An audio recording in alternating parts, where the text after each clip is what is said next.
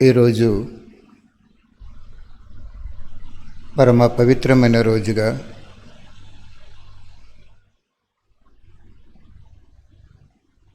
ఈ లైవ్ వింటున్నటువంటి ప్రతి ఒక్కరూ అనుభవం చేసుకోండి.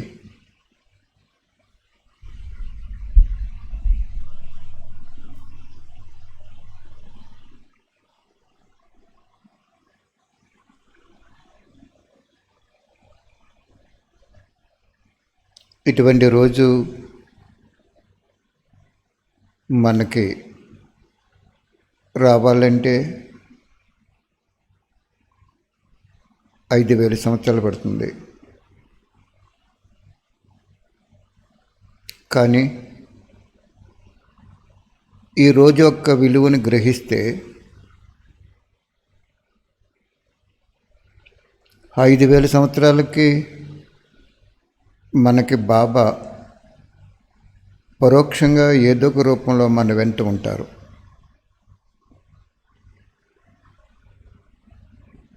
ఇది చాలా అద్భుతమైనటువంటి సత్యమైనటువంటి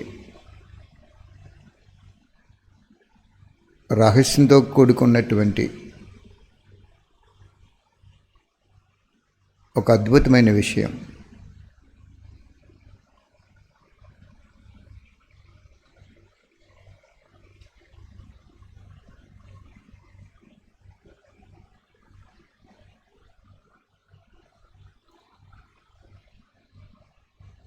మన దగ్గరికి బాబా రాకపోతే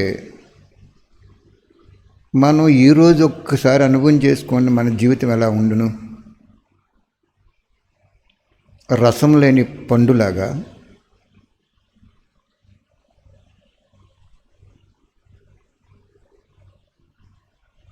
వడిలిపోయినటువంటి దేహంతో, నిరాశతో, భయంతో, ఇంకా ఎన్నో రకాలుగా మన జీవితం నడుస్తుంది. కానీ బాబా రావటం వల్ల, ఉన్నతోన్నతమైన వాడి యొక్క పిల్లలు అవటం వలన, మొన్న వాణిలో ఏం చెప్పారు బాబా?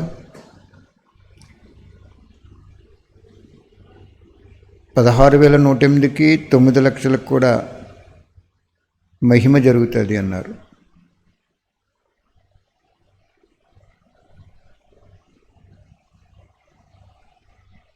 కాబట్టి లైవ్ వింటున్న మీరందరూ, నేను పరమ పవిత్రుడైన పరమాత్మ శివుని యొక్క సత్యమైన బిడ్డను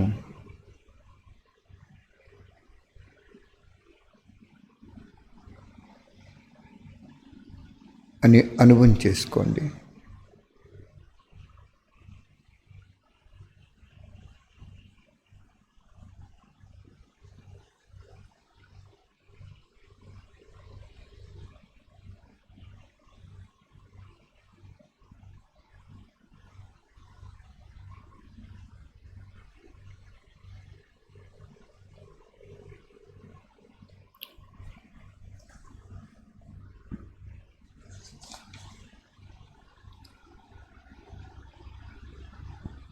నక్షత్ర ప్రపంచం యొక్క రహస్యం అనే హెడ్డింగ్లో ఉంటుంది వాణి 22/6/77. పవిత్రత యొక్క సంపూర్ణ స్థితి అనే హెడ్డింగ్ ఉంటుంది 25/6/77. ఈ రెండు వాణిలు బాబా స్వయంగా మనకి ఆ రోజు ఈరోజుగా మన అందరి హృదయాల్లో కూర్చోబెడతారు. తన హృదయ సింహాసనంలో చోటిస్తారు. అలా అనుభవం చేసుకోండి.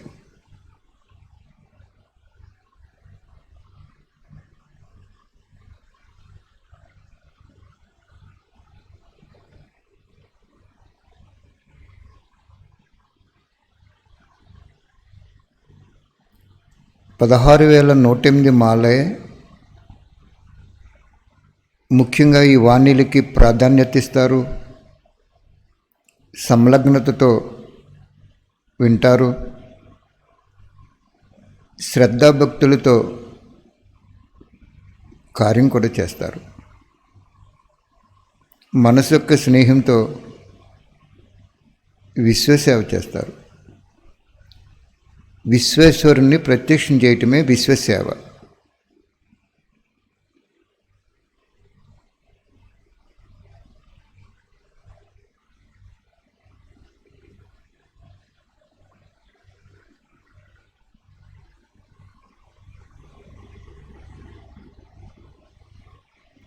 ఈరోజు ఒక్క సంకల్పం, ఒక్క నిమిషం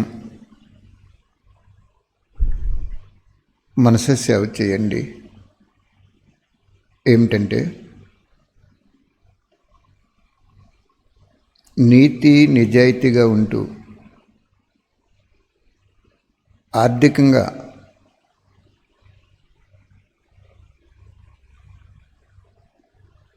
వ్యాపారంలో కానీ ఉద్యోగంలో కానీ నష్టపోయిన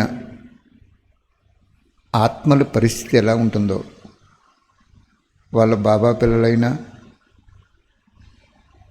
బయట వాళ్ళైనా, ఉద్యోగం పోవచ్చు, వ్యాపారం కొట్టే అద్దె కూడా రాకపోవచ్చు. 5 నెలల నుంచి ఈ పరిస్థితిలో ఉన్న అటువంటి సత్య సోదరుల పరిస్థితి ఎలా ఉంటుందో ఒక్కసారి అనుభవం చేసుకోండి.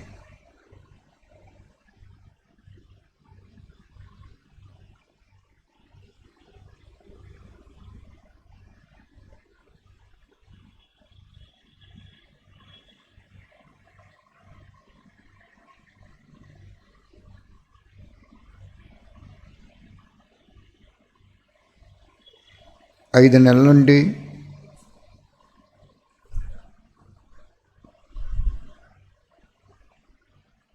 ఉద్యోగం లేక లేదా సగం జీతం ఇచ్చి వాళ్ళు కూడా ఇవ్వలేక, యజమానులు కూడా ఆర్థిక ఇబ్బందుల వలన ఎక్కువ మందికి శాలరీ ఇవ్వలేక సగం శాలరీ ఇచ్చి, అలాగే వ్యాపారంలో పెద్ద వ్యాపారమైన, చిన్న వ్యాపారమైన, మధ్య తరగతి వ్యాపారమైన, అది కూడా తినటానికి కూడా చాలనంత రీతిలో నడుస్తున్నప్పుడు, బాబా షే బాబా ఎందుకు బాబా ఇంక ఇక్కడ వీళ్ళందరూ సుఖం కోసం పరంధామం నుండి నీ అద్భుతమైన విజ్ఞాన శక్తి చేత పంచతత్వాలు తయారు చేసి పంచతత్వాలతో కూడిన శరీరాన్ని ఇచ్చి ఇక్కడ పాత్ర అభినయించి సుఖపడనని పంపించిన వాళ్ళు ఎవరు సుఖపడలేదు బాబా.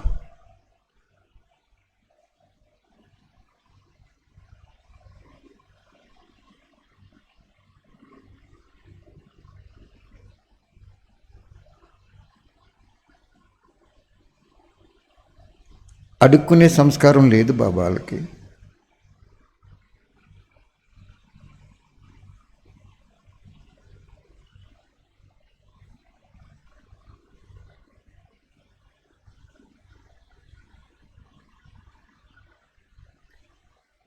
కాబట్టి త్వరగా ఈ డ్రామాని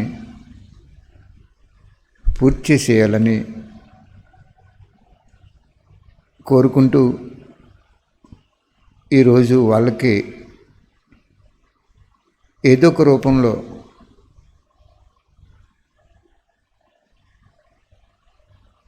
ఆర్థిక సహయోగం ధనవంతుల ద్వారా ఇప్పించండి బాబా. ఈ కొద్ది రోజులు ఇప్పించండి. అడగని వాళ్ళంటేనే నీకు ఇష్టం కదా.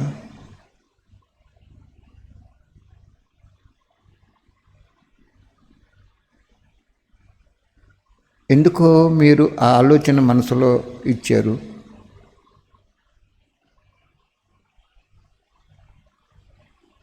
వాళ్ళని మనం దివ్యదృష్టితో చూస్తే అడిగే సంస్కారము జన్మించిన నుంచి కూడా లేదు వాళ్ళకి. వాళ్ళ కుటుంబాల్లోనే ఉండవు. చతురత తెలియని అమాయకులలో, చతురతతో జీవితం గడుపుకునే శక్తిహీనులలో, సత్యతతో సత్యమనే స్మృతిలో, సత్యమనే శ్వాసలో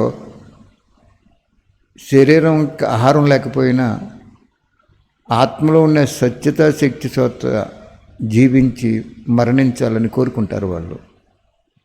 ఎంత గొప్పవాళ్ళు బాబా వాళ్ళు. లౌకికం వల్లైనా అలౌకికం వల్లైనా ఈ శక్తి ఉన్న ఆత్మలను ఒక్కసారి బాబా పరంధామం నుంచి ఒక్కసారి కిందకు వచ్చి వాళ్ళ దీన అవస్థ మనకు జాలి కలిగిస్తుంది, కానీ వాళ్ళకి సంతోషంతో అనుభవించారు వాళ్ళు ఆ జీవితాన్ని.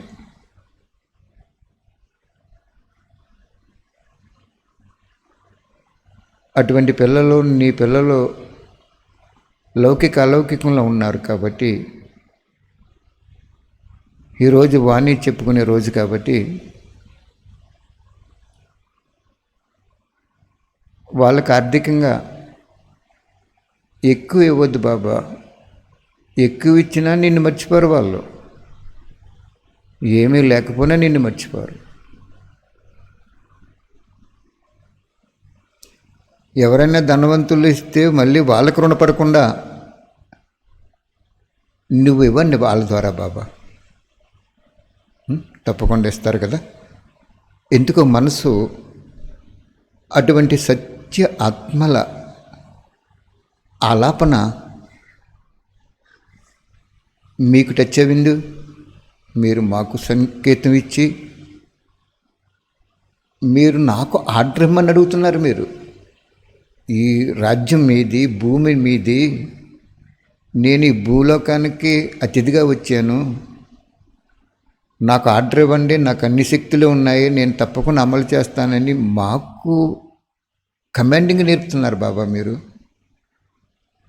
ఎంత నీతి, నిజాయితీ, సత్యత, ధర్మము, పవిత్రత ఎన్ని ఉన్నాయి మీలో. ఈ భూమి మీది, మేము మీ పిల్లలం, మీకు ఆల్మైటీ అథారిటీ ఉంది. అయినా పిల్లలకి ఇచ్చేసాను కాబట్టి పిల్లలు సంకల్పం చేస్తేనే నేను చేయాలని ఒక వ్రతం పెట్టుకున్నారా బాబా మీరు? వండర్ఫుల్ వ్రతం. కాబట్టి ఈ సువాసన మీలో కలిగింది మాకు అందించారు. యావత్ ప్రపంచానికి అందజేయండి బాబా. ఎందుకంటే ఈరోజు సత్యతా శక్తి ఆత్మల లక్షణాలు ఈ వాణిలో చెప్తున్నారు మీరు. ఓకే బాబా, ఇస్తారు కదా. ప్రపంచం మొత్తంలో ఒక్కసారి ఒక్క సెకండ్లో ప్రపంచం చూస్తానని వాణిలో చెప్పారు మీరు. చూడండి వాళ్ళు ఎవరు ఎలా ఉన్నారో.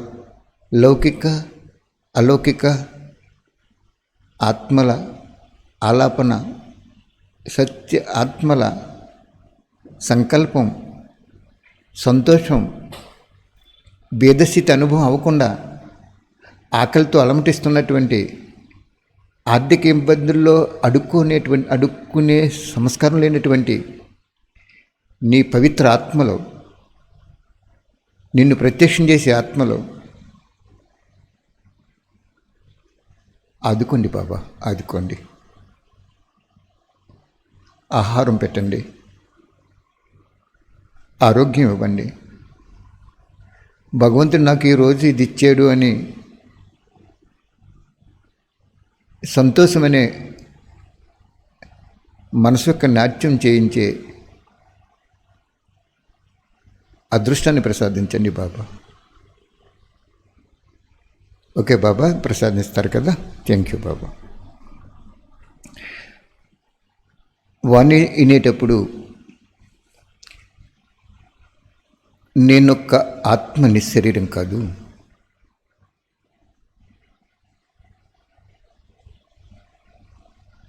ప్రపంచంలో ఎవరు కూడా ఆత్మకి చదువు చెప్పేవారు లేరు.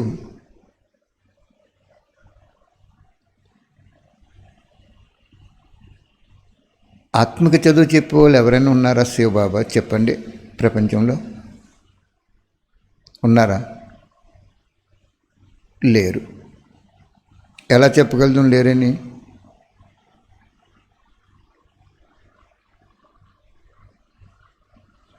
ఎందుకంటే శరీరం వదిలేసిన తర్వాత స్వర్గం వచ్చే అదృష్టం లేదు కదా వాళ్ళకి.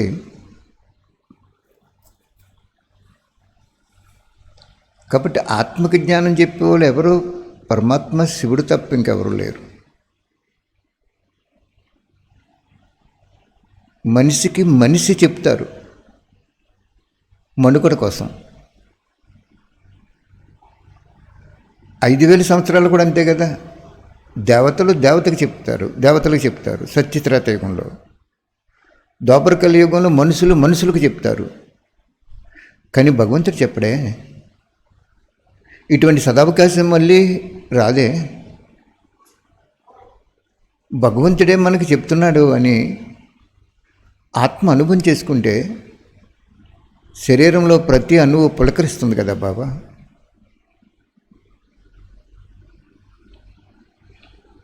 కాబట్టి వాణ్ణి తెలియచేయండి వాళ్ళకి.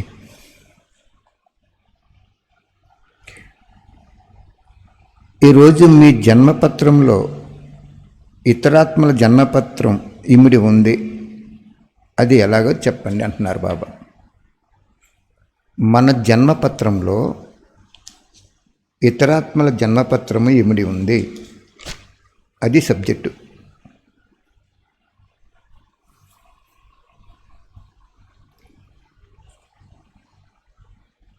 చైతన్య రూపంలో ఉన్న మీ ఆత్మల మొత్తం కల్పంలోని ప్రతి ఆత్మ జన్మ పత్రానికి ఆధారమూర్తులు గుర్తుందా అంటున్నారు బాబా. చైతన్య రూపంలో ఉన్న మీ ఆత్మలో అంటే సితార్లో అంటే నక్షత్రాల మొత్తం కల్పంలోని అంటే 5000 సంవత్సరాల్లోనూ ప్రతి ఆత్మ జన్మపత్రము ఆధారం మీరే అని చెప్తున్నారు బాబా. ఎలాగో బాబా చెప్తారు.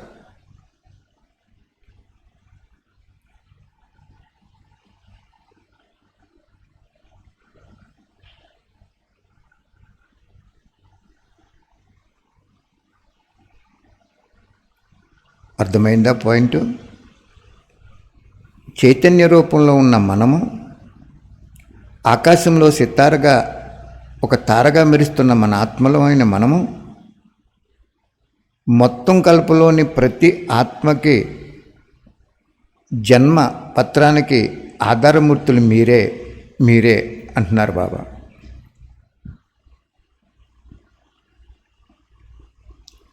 జ్ఞాన సితారుల యొక్క శ్రేష్ఠ జన్మ మరియు వర్తమాన జన్మ ఆధారంగా ప్రాలబ్ధ జన్మ అంటే పూజ్య పదవి యొక్క జన్మ మరియు దాని ఆధారంగా పూజారి జన్మ, ఇలా 84 జన్మల కథ ఆధారంగా అన్య ధర్మాత్మల జన్మపత్రం ఆధారపడి ఉంది అని చెప్తున్నారు బాబా.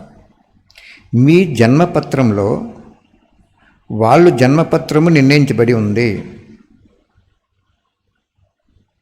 హీరో హీరోయిన్ పాత్రధారులైన మీ ఆధారంగా మొత్తం డ్రామా నిర్ణయించబడి ఉంది అంటున్నారు బాబా. ఎంత అదృష్టమైన ఆత్మలు మనం చేసే సంగమయుగంలో మనం చేసే సంకల్పము, మాట, కర్మ, ఈ 3 ఇతరాత్మల జన్మను తయారు చేసేస్తుందని చెప్తున్నారు బాబా. అర్థమైందా పాయింట్? మీ జన్మపత్రంలో వాళ్ళ జన్మపత్రం నిర్ణయింపబడి ఉంది. మొత్తం డ్రామాలో మీ ఆధారంగానే డ్రామా నిర్ణయింపబడింది అని చెప్తున్నారు బాబా. మీ యొక్క పూజారి స్థితి ప్రారంభం అవటమే అన్య ధర్మాత్మల యొక్క స్థాపన అవటం. బాబా అంటున్నారు, ఎప్పుడైతే మీరు సత్యత్రేతయుగంలో జన్మలు అయిపోయిన తర్వాత మీ విగ్రహాలనే మీరు పూజ చేసుకుంటారు కదా అంటున్నారు బాబా. అంటే పూజారి స్థితిలోకి వచ్చేసారు మీరు. ఎవరు? 33 కోట్ల ఆత్మలు కూడా,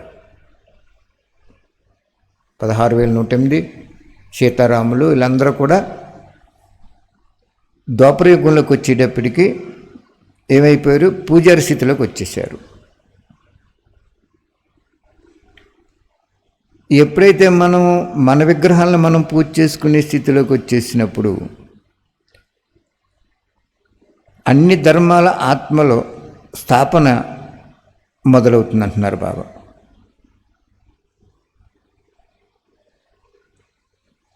ఎందుకంటే మనం శివబాబాని మర్చిపోతాం.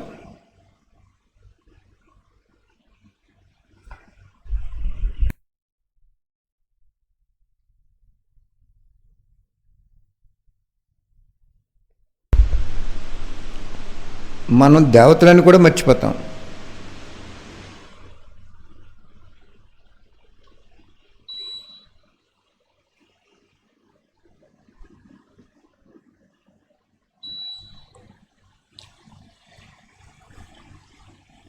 మన విగ్రహాలు మనమే పూజ చేసుకుంటాం.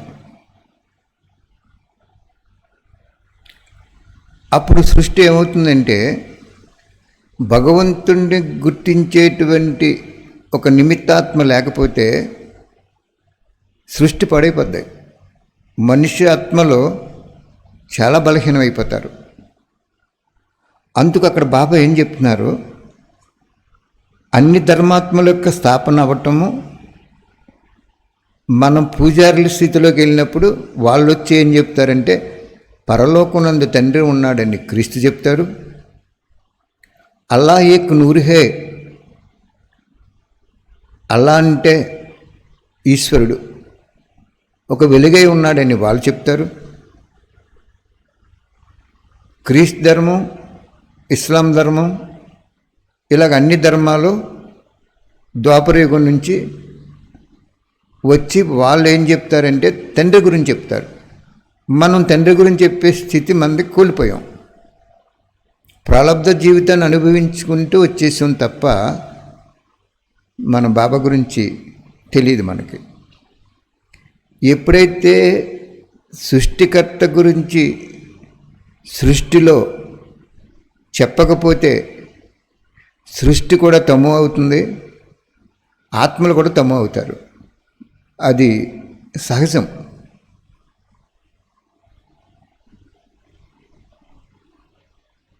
ఏ విధంగా ఒక వాహనాన్ని ఒక సైంటిస్ట్ తయారు చేసి మార్కెట్లో సేల్ చేసినప్పుడు డీలర్ ద్వారా మళ్ళీ అది రిపేర్ వస్తే బాగు చేసే వాళ్ళని ట్రైనింగ్ ఇవ్వకపోతే ఓనర్లు బాగు చేయరు కదా, ఇంజనీర్ చేయరు, సేల్ చేసే డీలర్ చేయరు, ట్రైనింగ్ ఇచ్చిన వర్కర్ చేస్తారు. అదేవిధంగా శివబాబు ఇక్కడ ఏం చెప్తున్నారంటే మీరు పూజారులు అయిపోయినప్పుడు మీ విగ్రహాలు మీరే పూజ చేసుకుంటున్నప్పుడు ఈ సృష్టి పతనం అయిపోతుంది. కాబట్టి అంతిమలో విశ్వ సమ్మేళన వేదిక మీద ధర్మాత్మల క్యూలో వచ్చి జ్ఞానభిక్ష అడుగుతారు మిమ్మల్ని. అప్పుడు మీరు 7 రోజుల కోర్సు చెప్పరో మీ దృష్టి ద్వారా తండ్రిని ప్రత్యక్షం చేయటం వలన వాళ్ళు ఆ సంస్కారాన్ని తీసుకెళ్ళిపోయి 2500 సంవత్సరాలు పరంధామంలో ఉండిపోయి మళ్ళీ ద్వాపరయుగం వచ్చినప్పుడు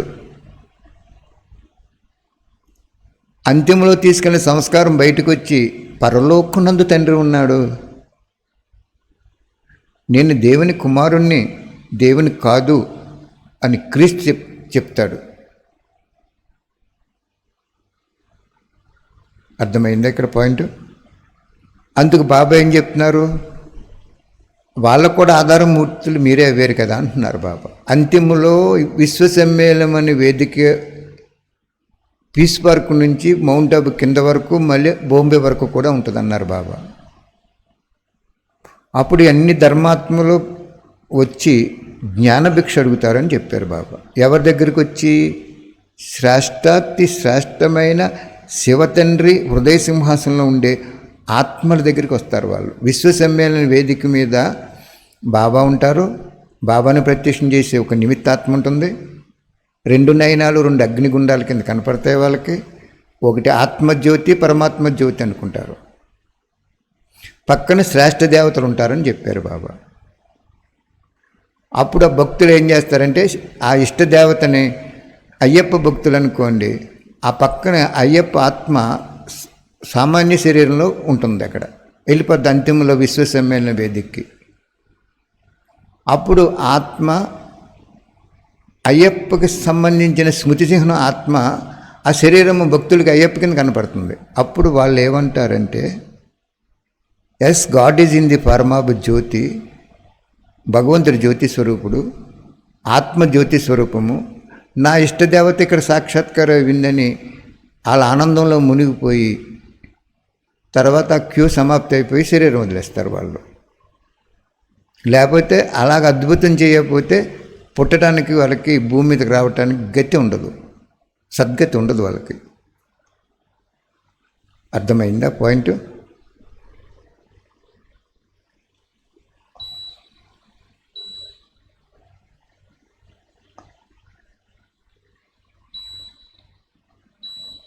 అందుచేత బాబా ఇక్కడ మనకేం చెప్తున్నారు,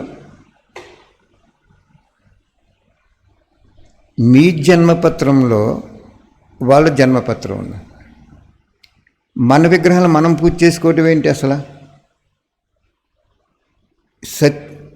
సంగమయుగంలో బాబాను తెలుసుకున్న మనం కూడా, బాబా పిల్లలైన మనము బాబా వలన వచ్చిన పరివారంలో కలిసి మనము ఒక శ్రేష్టాత్మని గుణగానం చేస్తాం.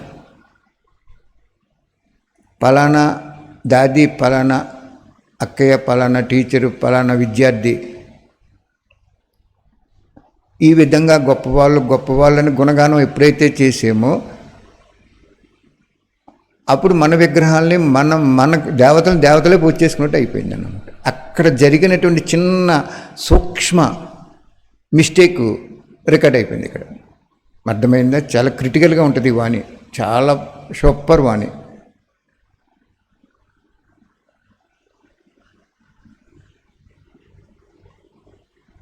బాబా పిల్లలైన మనం ఒక శ్రేష్టాత్మని గుణగానం చేస్తాం. బాబా పెట్టుకుని తర్వాత శ్రేష్టాత్మని చేసినా తప్పుండదు. కానీ మనం శ్రేష్టాత్మని గుణగానం చేసినప్పుడు పరమాత్మ కట్ అయిపోయాడు కాబట్టి ఏం జరుగుతుంది అంటే, దేవతలని మీరే పూజ చేసుకున్నారు, ఆ దేవతల ఆధారమూర్తులైన వదిలేశారు కాబట్టి ద్వాపరయుగం వచ్చేటప్పటికి ఆ సంస్కారం రికార్డ్ అయిపోయి మన స్థితి కిందకి వెళ్ళిపోతుంది. అప్పుడు వాళ్ళని దింపుతాడు బాబా. ఇప్పుడు ఉదాహరణకు ఒక శ్రేష్టాత్మ ఉందనుకోండి, నువ్వు నాకు దృష్టి అని వెళ్ళిపోయి ఆ ఆత్మ ఎదురుగుండా ఒక క్యూ కట్టామనుకోండి మనం, ఏమైంది అక్కడ? ఈ క్యూ కట్టిన వాళ్ళు దేవతలే, అక్కడ దృష్టిచ్చి ఆత్మ దేవతే. ఒక దేవత వెళ్ళి ఇంకో దేవతను పూజ చేస్తుంది అక్కడ. కానీ ఈ దేవతలకు ఆధారమూర్తుడైనటువంటి దేవేంద్రుడు, దేవతలకు కూడా ఇంద్రియాలను జయించినటువంటి వాళ్ళు దేవతలు. దేవతలు కూడా దేవుడైనటువంటి పరమాత్మని గుణగానం కట్ అయిపోయింది కాబట్టి అక్కడ షూటింగ్ అయిపోయింది అన్నమాట. అందుకు మీరు ఎప్పుడైనా సరే బాబా బాబా బాబా నువ్వు నాకు దృష్టి బాబా. సూర్యకాంతి ఎలాగైతే ప్రపంచంలో నలుమూలకి వెళ్తుందో అలాగే నువ్వు నాకు దృష్టి శివ బాబా, నువ్వు నాకు వరదానివి శివ బాబా, నువ్వు నాకు అన్నీ నేర్పు బాబా అని అందరం అన్నప్పుడు ఇంకా చాలా రహస్యాలు ఉంటాయి దీంట్లో. డ్రామా అంత రహస్యమే రహస్యం అన్నాం. మరి అలాగ మనం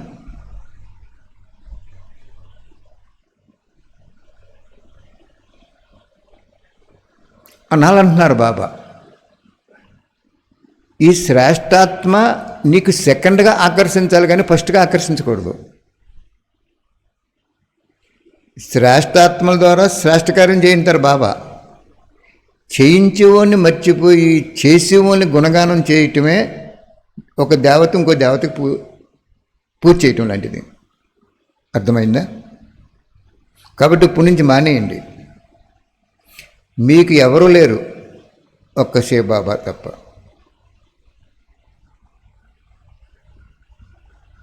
మీకు ఇంక శాస్త్ర దేవతలు కూడా లేరు. మీకు స్టూడెంట్స్కి టీచర్ లేరు, టీచర్కి స్టూడెంట్ లేరు.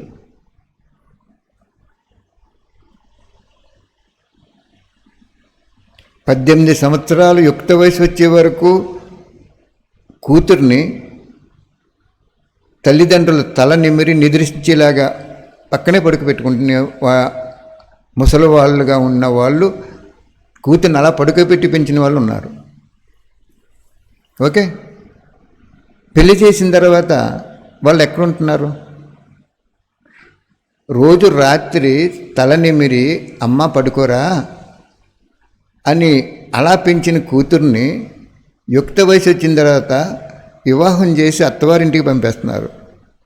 అప్పుడు కూతుర్ని ఎల్ల మర్చిపోతున్నారు, కూతురు ఎల్ల మర్చిపోతుంది, భర్తనేమో భగవంతుడిగా భావిస్తుంది, అత్తమామలనేమో ఆధారమూర్తులుగా భావించి జీవితం గడుపుతుంది అక్కడ.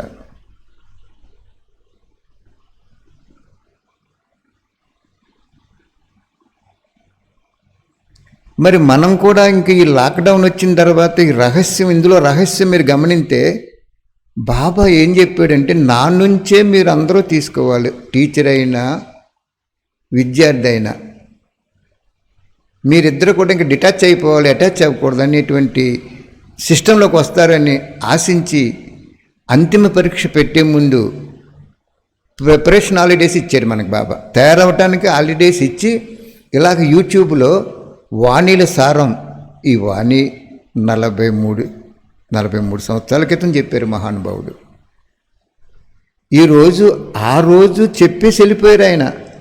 ఈరోజు దాంట్లో ఉన్నటువంటి రత్నాలు ఎరుక్కోండి పిల్లలు, తీసుకోండి పిల్లలు, రత్నాలుగా తయారవ్వండి పిల్లలు అని ఆశతో చెప్తున్నాడు. ఇంకా లాస్ట్ అండ్ ఫైనల్గా ఇటువంటి చదువు మ్యాక్సిమం మీకు ఒక 10 నెలలు జరుగుతుంది, తర్వాత జరగదు.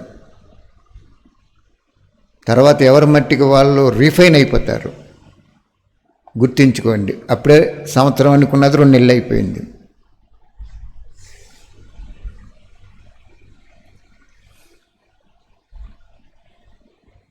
కాబట్టి బాబా ఇక్కడ మీ సంకల్పము, మీ మాట, మీ కర్మ, మీ సాంగత్యము, మీ సంబంధము, మీ సంపర్కాలు ఆధారంగా ఇతరాత్మల జన్మపత్రాలు వాళ్ళ జీవితం తయారయ్యింది అని అంటున్నారు బాబా. అర్థమైందా? కాబట్టి ఇప్పుడైనా మనం ఆధారమూర్తులం, ఉద్ధారమూర్తులం, పూర్వీకులు అనుకుని అందరి యోగక్షేమాలు బాబాకు చెప్పి బాబాని వాళ్ళకి సహయోగం చేయమని కోరాలి నువ్వు. ఇంక ఏ ఆత్మని కోరకూడదు.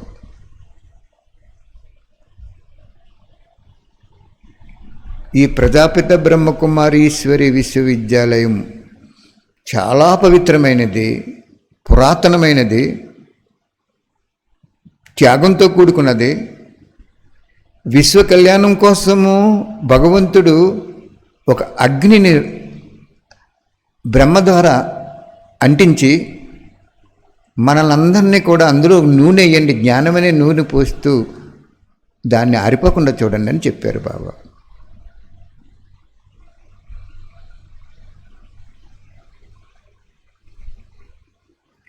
కాబట్టి యజ్ఞాన్ని స్థాపించిన వాటికి మనం సహయోగం అవ్వాలి ఇక్కడ. అందుకు బాబా చెప్తున్నారు చూడండి వాణిలో ఏమని, అన్ని ధర్మాత్మల యొక్క స్థాపన ఎప్పుడు జరిగింది? మీరు పూజారి స్థితిలోకి ప్రారంభమైనప్పుడు జరిగింది. చిన్న చిన్న బంధువర్గాలు కూడా వస్తాయి. అందువల్లనే దీనికి స్మృతి చిహ్నంగా హద్దు యొక్క సితారుల ఆధారంగా భవిష్యత్తు చూపిస్తారు. జ్యోతిష్కుడి దగ్గరికి మీకు బిడ్డ పుట్టినప్పుడు జ్యోతిష్కుడి దగ్గరికి తిథి ఆ సమయం అన్నీ పట్టుకెళ్తే ఆ రోజు ఏ నక్షత్రం ఉందో ఆ నక్షత్రం ఆధారంగా నీ బిడ్డ ఈ విధంగా ఉంటాడని చెప్తాడు జ్యోతిష్కుడు. ఆధారం బిడ్డని చోటు కాదు, బిడ్డ చేతిలో రేఖలు కూడా చూసి కాదు, పుట్టిన నక్షత్రాన్ని బట్టి. అందుకే వాళ్ళు అలా చెప్తున్నారు అంటే ఇక్కడ సితారులైన మీరు ఆత్మ చైతన్య జ్యోతి స్వరూపులైన మీ ఆధారంగానే వాళ్ళు తయారవుతారు అని చెప్తున్నారు బాబా. ఇప్పుడు సాయంత్రం కార్మికుడిగా పనిచేసి సాయంత్రం అయ్యేటప్పటికి కష్టపడి పనిచేసి పాపం 8 గంటలు ఒక 700 రూపాయలు 600 రూపాయలు పట్టుకెళ్ళి మత్తుగా తాగటానికి సగం డబ్బు ఇచ్చేస్తున్నారు. అంటే దానికి కూడా ఆధారం ఎవరంటే మనమే, బాబా పిల్లలే. ఒకళ్ళు గుడి చుట్టూ తడిబట్టతో స్నానం చేసి గుడి చుట్టూ తిరుగుతూ గర్భగుడిలోకి వెళ్ళి ఆ దర్శనం చేసుకుంటారు. భక్తి అంత తత్పరత కలిగి మైమరిచిపోయి భక్తితో ఉంటారు. దానికి ఆధారం ఎవరు? మనమే. రాజకీయ నాయకుల్లో కూడా చాలా సత్యమైన వాళ్ళు ఉంటారు. దానికి ఆధారం ఎవరు? ఈ యజ్ఞంలో ఉన్న మనం ఆధారమే. అంటే ప్రతి ఒక దొంగతనం చేస్తున్నారు బయట, ఆధారం ఎవరు? మనమే. మనం ఇక్కడ దొంగతనం అంటే చెప్పాడు కదా, దొంగతనం చేయటం, మోసం చేయటం, అబద్ధం ఆడటం పాపఖాతాలో జమ అయిపోతుంది అన్నారు బాబా. దొంగతనం అంటే ఏం చెప్పారు బాబా? అన్నీ నీయే బాబా అని, మళ్ళీ అన్నీ నువ్వు వాడేసుకుంటున్నావు, అన్నీ నీయని నోటితో చెప్తున్నావు, కర్మలోకి వచ్చేటప్పటికి అన్నీ వాడుకుంటున్నావు, అది దొంగతనం కదా అంటున్నారు బాబా. అక్కడ వాణిలో చెప్పారు, మీకు గుర్తుందో లేదు.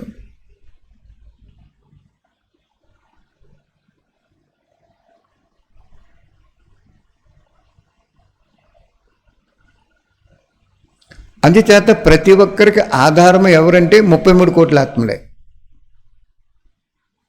వీళ్ళు మారినప్పుడు విశ్వం మారిపోతుంది. ముఖ్యంగా 16,108 మాల మారినప్పుడు, వాళ్ళు సంపూర్ణం అయినప్పుడు వినాశనం అయిపోద్ది, గ్యారంటీగా అయిపోద్ది. బాబా అదే చెప్పారు నాకు, మీకు ఎపిసోడ్లో చెప్పాను. ఇక్కడ ఇల్లు కట్టేటప్పుడు బాబా ఎన్ని సంవత్సరాలు ఉంటుందంటే, బ్రహ్మబాబాకి 33 సంవత్సరాలు యజ్ఞంలో ఉన్నారు, నీ కూడా ఈ యజ్ఞం కూడా 33 సంవత్సరాలే నడుస్తుంది అన్నారు బాబా. ఓకే బాబా అనుకున్నాను. దాన్ని బట్టి నేను ఫౌండేషన్ వేసుకున్నాను బిల్డింగ్కి. బాబా ఎంత పెద్దది అవసరమా అంటే 16,108 మాలలో నీ ద్వారా 1000 మందిని తయారు చేస్తాను అన్నారు బాబా. ఇక్కడ చాలా మంచి పాయింట్ వినండి, సందర్భానుసారంగా చెప్తున్నాను. నేను అనుకున్నాను, బాబా ఇలా చెప్తున్నారు, ఆయన 1000 మంది అంటే మాటలే, మనం ఎక్కడ తయారు చేస్తాం, మన దగ్గరికి ఎవరు వస్తారు, అలౌకికం వల్లే నన్ను చాలా నిందిస్తారు, ఎంత సత్యం చెప్పినా కూడా. అసత్యంగా నడిచే ఆత్మ ఎప్పుడు కూడా సత్యమైన ఆత్మను గ్రహించలేదు. కానీ సత్యమైన ఆత్మ అసత్యంగా నడిచే ఆత్మల్ని గ్రహించి వాళ్ళతో స్నేహం చేసి వాళ్ళని కూడా ముందుకు తీసుకెళ్లాలని అనుకుని ప్రయత్నం చేస్తుంది. పాయింట్ జాగ్రత్త క్యాచ్ చేయండి. ఇక్కడ సత్యంగా నడిచే ఆత్మ బ్రాహ్మణ పరివారంలో అసత్యంగా నడిచే ఆత్మలకి విఘ్నరూపంగా భావించి దుష్ప్రచారం చేస్తారు. ఎందుచేత ఆ ఆత్మకి సత్యమేంటో తెలియక అసత్యంలో మునిగిపోయి అల్పకాలిక రసాల్లో బాబా ప్రత్యక్ష ఫలం ఇచ్చేస్తున్నాడు కాబట్టి ఆ రసాల్లో మునిగిపోయి సత్యమైన ఆత్మలను కూడా అసత్యంగా చిత్రించేసి మహాపాపం తయారు చేసేసుకుంటారు.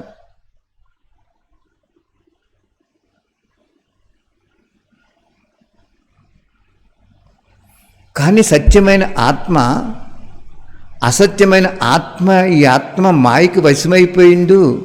అసత్యమైన ఆత్మ బాబా పిల్లగా ఉంటూ యజ్ఞంలో ఉంటూ కూడా శ్రీమతంలో మన్మత్వం కలుపుతుంది, పరమత్వం కలుపుతుంది, సాంగత్య దోషానికి వశమైపోతుందని తెలుసుకుని కొంత స్నేహం ఇచ్చి ముందుకు తీసుకెళ్లాలని ప్రయత్నం చేస్తుంది సత్యమైన ఆత్మ.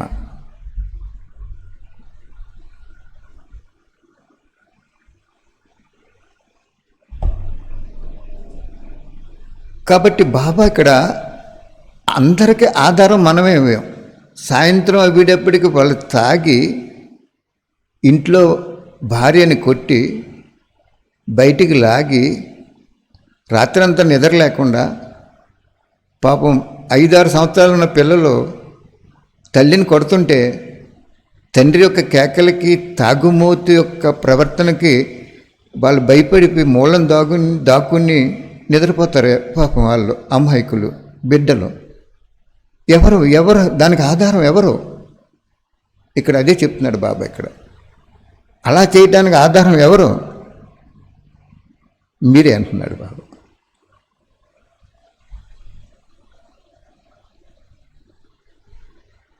నాకు చెప్పారు బాబా, దానికి ఆధారం ఏ కర్మ బ్రాహ్మణాత్మ చేస్తున్నదో దాని ఆధారంగా వీళ్ళు వచ్చారు, ఆ కర్మను మానే వరకు వీళ్ళు మానరని చెప్పారు బాబా. కానీ నేను చెప్పకూడదు. నాకు అన్నీ చెప్తారు బాబా. మీరు అడగండి, మీకు చెప్తాడు, కానీ మీరు ఎవరికి చెప్పకండి. ఎందుకంటే లౌకికమైన అలౌకికమైన మొన్న చెప్పాడు చెత్తని, అందులో ఉంటూ కూడా అతీతంగా ఉండాలన్నాడు.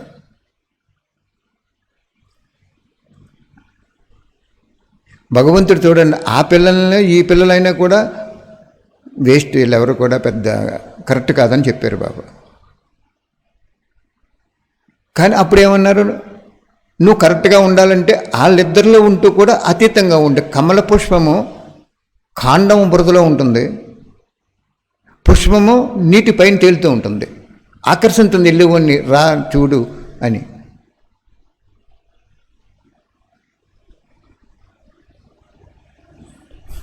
కాబట్టి ఇప్పుడైనా మీరు బాగా అర్థం చేసుకోండి. ఈ లాక్డౌను ఎందుకు పెట్టారు అంటే అందరూ ఒక్కరిని జ్ఞాపకం చేసుకోండి, మర్చిపోండి ఎవరిని ఎవరికి. నిజంగా మీకు సత్యమైన మనసు ఉంటే, ధనం ఉన్న సెంటర్ అయినా ధనం లేని సెంటర్ అయినా ఒక్క పరీక్ష పెట్టుకోండి. బాబా నాకు నిజంగా డబ్బు లేదు, అద్దె కట్టాలి, డబ్బు లేదు, ఎవరిని అడగొద్దన్నా. ఇన్నాళ్ళు వాళ్ళే ఇచ్చారు, లేకపోతే నేను అడిగాను, లేకపోతే వాళ్ళే ఇచ్చారు. ఇప్పుడు వాళ్ళ దగ్గర కూడా పరిస్థితి బాగోలేదు. కాబట్టి నాకు ఈరోజు కాయగూరలు లేవు బాబా, కాయగూరలు కొనుక్కోవడానికి డబ్బు లేదు అని మీరు అతను సంకల్పం చేయండి.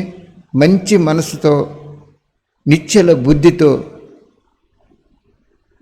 విశ్వాసం పాత్ర అభినయిస్తూ, బాబా నాకు కాయగూరలు కొనుక్కోవడానికి డబ్బు లేదయ్యా.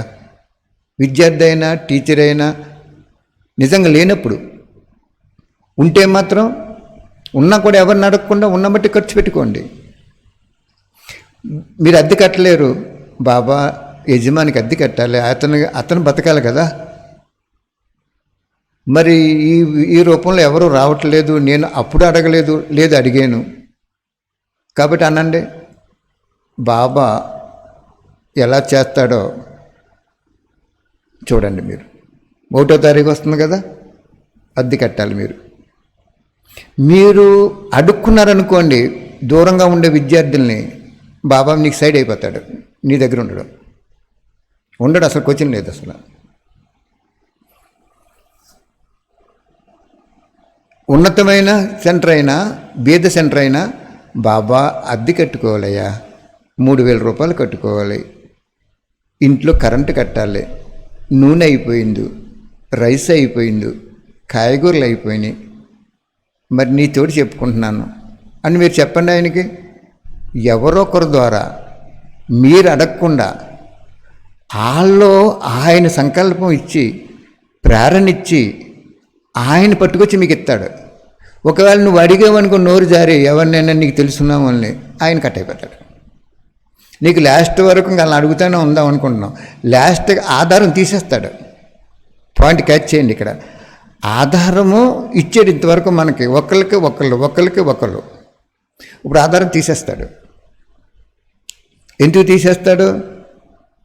స్లాబ్ వేసినప్పుడు బోటు పెడతారు 21 రోజులు, తర్వాత ఆధారం తీసేస్తారు. ఆధారం తీయకపోతే మీరు ఇంకా ఏం మసులుతారు అందులో? 21 రోజుల వరకే దానికి విలువ, ఆధారం ఉండాలి. అలాగే బాబా ఈ రోజు వరకు 84 సంవత్సరాల నుంచి కొత్త పిల్లలకైనా పాత పిల్లలకైనా సెంటర్ ఆధారం పెట్టాడు. సెంట్రల్కేమి విద్యార్థులు ఆధారం పెట్టారు, విద్యార్థులు సెంట్రలన్నీ కలిసి మధువనానికి ఆధారం పెట్టారు. ఇది ఒక మహాపెద్ద స్థూల రూపంలో మహాపెద్ద యజ్ఞం ఇది, స్థూల రూపంలో. కానీ సూక్ష్మ రూపంలో సత్యత అనేది యజ్ఞం. సత్యం ఎక్కడైతే ఉందో అది సూక్ష్మ యజ్ఞం. నీ ఇంట్లో సత్యత ఉంటే అది ఒక యజ్ఞకుండమే, బాబా చెప్పారు. సత్యత అనేది సూక్ష్మ యజ్ఞం, ఇలా విస్తారం అనేది స్థూల యజ్ఞం. అర్థమైందా? కాబట్టి ఇక్కడ బాబా మనకి వాణిలోకి వెళ్తే చాలా లోతుగా, అందువల్లనే దీనికి స్మృతి చిహ్నంగా అద్దె యొక్క సితారాలను చూశారంటున్నారు బాబా. ఏదైనా బిడ్డ పుట్టినప్పుడు కరెక్ట్గా నిమిషాలతో సహా నువ్వు పట్టుకెళ్ళినప్పుడు ఆరుద్ర నక్షత్రంలో పుట్టాడు అని మనకు అతనికి తెలిసిందనుకోండి, ఆరుద్ర నక్షత్రంలో పుట్టినప్పుడు అతని జాతకం ఎలా ఉంటుందో వాళ్ళకి తెలిసిపోద్ది, చెప్పేస్తారు. పుట్టిన బిడ్డకి చెప్పేస్తారు, తెల్లారి పుట్టాడు మన్నట్టు చెప్పేస్తారు వాళ్ళు చక్రం వేసి. అలాగే బాబా అంటున్నాడు, నేను వచ్చిన తర్వాత మిమ్మల్ని నిమిత్తం చేసినప్పుడు మీ ఆధారంగానే వీళ్ళందరూ తయారవుతారు అని చెప్తున్నారు బాబా. అంచేత మనము సత్యంగా ఉండటం నేర్చుకోవాలి. ఓకే, ఆత్మ భవిష్యత్తు తయారు చేయడానికి నిమిత్తం అయ్యారు. ముక్తి కానీ జీవన్ముక్తి కానీ ఇవ్వటం అయినా కానీ జీవన్ముక్తి యొక్క ద్వారాలు తెరవడానికి జ్ఞానసూర్యుడితో పాటు జ్ఞాన సితార్లు కూడా నిమిత్తం అయ్యారు. అందువల్లనే మీకు స్మృతి చిహ్నంగా జడ సితార్లు కూడా భవిష్యత్తు చూపిస్తున్నాయి. అర్థమైందా? అడుగుతున్నారు బాబా. జ్యోతిష్కుడు ఏం చేస్తాడు? ఆ నక్షత్రాన్ని బట్టి లెక్కలు కడతాడు.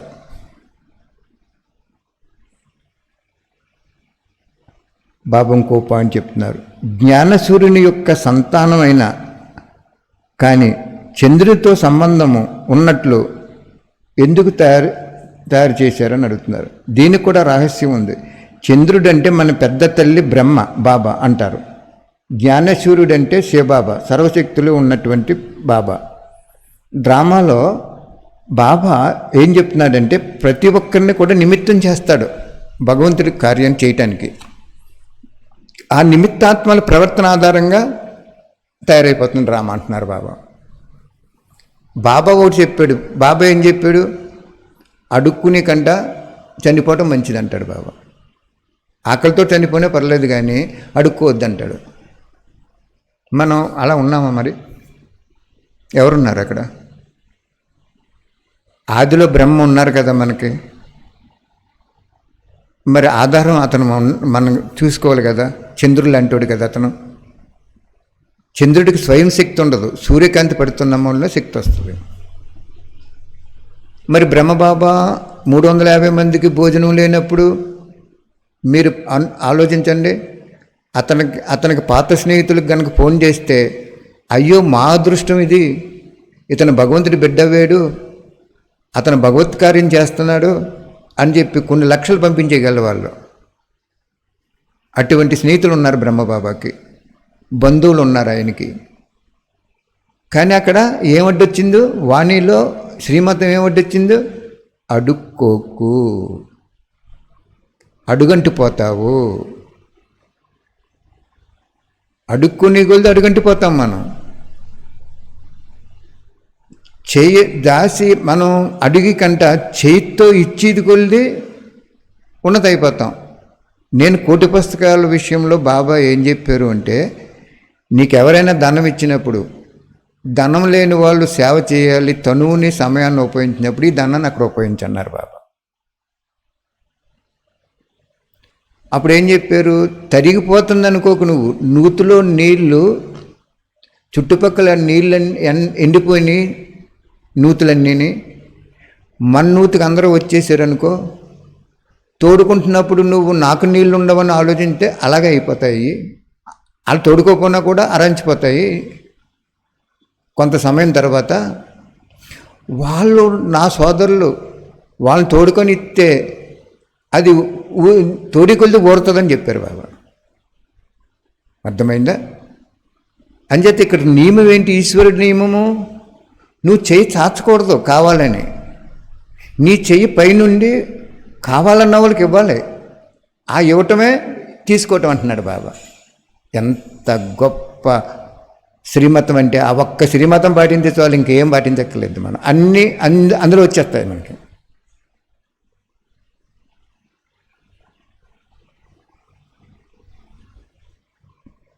అర్థమైందా?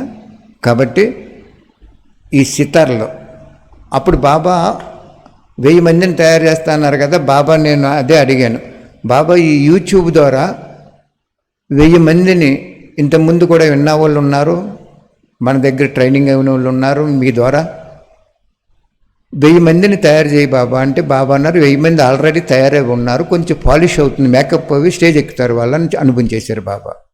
అంటే నాకు అనుభవం చేసింది మీకు చెప్పకుండా నేను ఉండలేను. మీకు చెప్పడం కోసం నాకు అనుభవం చేయించాడు, కానీ నాకు అనుభవం చేయించడానికి నా ఒక్కడి దగ్గర దాచుకోవడానికి కాదు. ఇది బాగా గుర్తుంచుకోండి. అందుకే నేను ఉన్నది ఉన్నట్లు చెప్పేస్తారు బాబా. మొన్న రీసెంట్గా నాకు ఏం చెప్పారంటే, 1000 మంది తయారవుతారు, అది డ్రామాలో ఫిక్స్ అయి ఉంది, కానీ ప్రతి ఒక్కరూ కనుక 16 మందిని సత్యంగా తయారు చేస్తే 16,000 మాల తయారైపోయిందని చెప్తున్నారు. అంటే మీరు ఒకళ్ళు అన్నయ్య బాబా మంచి వాక్యాలు చెప్పింటున్నారు, నేను తయారయ్యానని నాకు ఫోన్ వస్తున్నాయి. వాళ్ళు ఏం చేయాలి? ఒక 16 మందిని తయారు చేయారంటే, తర్వాత చెప్తాను ఎలా తయారు చేయాలో, ఒకసారి చెప్పిస్తారు బాబా. 16 మందిని తయారు చేశారు. ఒక ఆత్మ 16 మందిని తయారు చేస్తే బాబా నా ద్వారా 1000 మంది తయారవుతారని ఆదిలోనే చెప్పారు. ఆ 1000 మంది కూడా ఒక్కొక్కరు 16 మందిని తయారు చేస్తే 16,000 మాల తయారైపోయింది, 16,000 నూటని తయారైపోయింది. అక్కడ దీపావళి రోజుని ఇల్లంతాలికి పూర్వం నూనె దీపాలు పెట్టేవారు. అన్ని ప్రమిదలు పెట్టి నూనె పోసి ఒత్తేసి, ఒకళ్ళు ఒత్తేసేవారు, ఒకళ్ళు నూనె పోసేవారు, ఒకళ్ళు ప్రమిదలు పెట్టేవారు, ముగ్గెట్టి అల్లికి అన్నీ చేసేవారు. అవి ఏమైనా వెలిగిపోతాయేంటి? ఒక దీపాన్ని వెలిగించాలి, ఒక దీపం వెలిగించి అది పట్టుకుని అలాగ అన్నీ వెలిగించేవారు. అర్థమైందా? అప్పుడు ఇల్లంతా కలకలలాడిపోతూ, దీపావళి రోజున భగవంతుడు వచ్చాడు కాబట్టి దీపావళి, అందుకే దానికి అంత ప్రాధాన్యత ఉంది. అర్థమైందా? కాబట్టి ఆధారమూర్తులైన మనము ఎంతంత అతీతంగా అతి ప్రియంగా భగవంతుడికి దగ్గర అయిపోయి, లౌకిక అలౌకిక వాళ్ళందరినీ మర్చిపోయి, వస్తు వైభవాలు మర్చిపోయి, ఆయన స్మృతి రాగంలో ఆనందంతో మనసు నాట్యం చేస్తే ప్రపంచం అంతా నాట్యం చేసేస్తుంది. మీరు మారితే ప్రపంచం మారిపోద్ది. కాబట్టి అడిగి అవకాశం తీసుకోవటం మానేయండి. ఫస్ట్ పాయింట్, అడిగి అవకాశం తీసుకోవటం మానేయండి. ఎవరైనా సరే, మహారథులాగా అయితే విద్యార్థి వరకు. అప్పుడు ఆయన ఏమంటున్నారు, ఇన్నాళ్ళు మనల్ని ఆడుకున్నాడు ఆయన, మనల్ని నడిపించాడు ఆయన, మనకి పరీక్ష పెట్టాడు ఆయన. ఇప్పుడు ఆయనకి పరీక్ష పెట్టండి మీరు. బాబా నాకు కాయగూరలు లేవయ్యా, నేనేం చేయను, నా జీవితం అంతా నీకు అర్పితం చేశాను, ఎవరిని అడుక్కుంటాను నేను? ఆతల వాళ్ళు కూడా సరిగ్గా కష్టంగా ఉన్నారు. నాకు ఈరోజు కాయగూరలు లేవు, నేను బిల్డింగ్ అద్దె కట్టాలి, కరెంటు బిల్లు కట్టాలి అని చెప్పండి మీకు బాబాకి. ఎవరో ఒక ఆత్మలో ప్రేరణిచ్చి ఆయనే స్వయంగా నీ ఇంటికి వచ్చి నీకు ఇచ్చి నిన్ను ఆశీర్వదించి వెళ్ళిపోతాడు.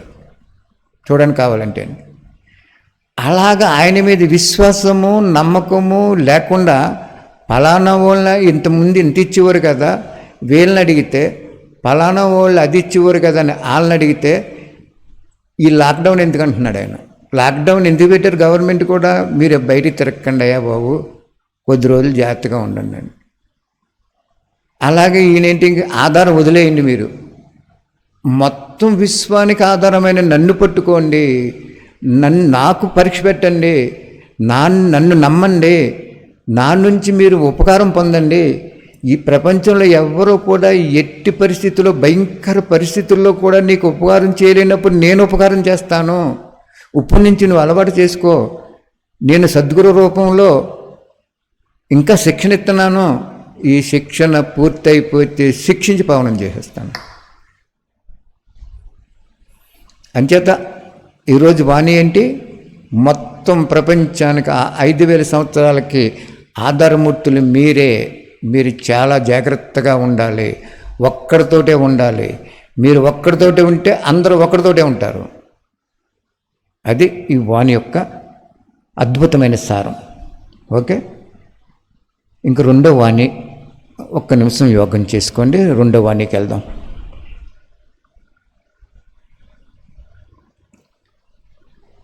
మనం ఎప్పుడైతే పూజారి స్థితిలోకి వస్తామో అన్ని ధర్మాత్మలు భూమి మీదకి వచ్చేస్తారు. అప్పుడు మన పాత్ర వీక్ అయిపోతుంటుంది, వాళ్ళ పాత్ర ఎన్లైట్ అవుతుంటుంది. అందుకే భగవంతుడు అందరివాడు తప్ప బ్రహ్మకుమారి బాబా కాదని చెప్పాడు. బాబా నేను అందరి బాబానని చెప్పాడు.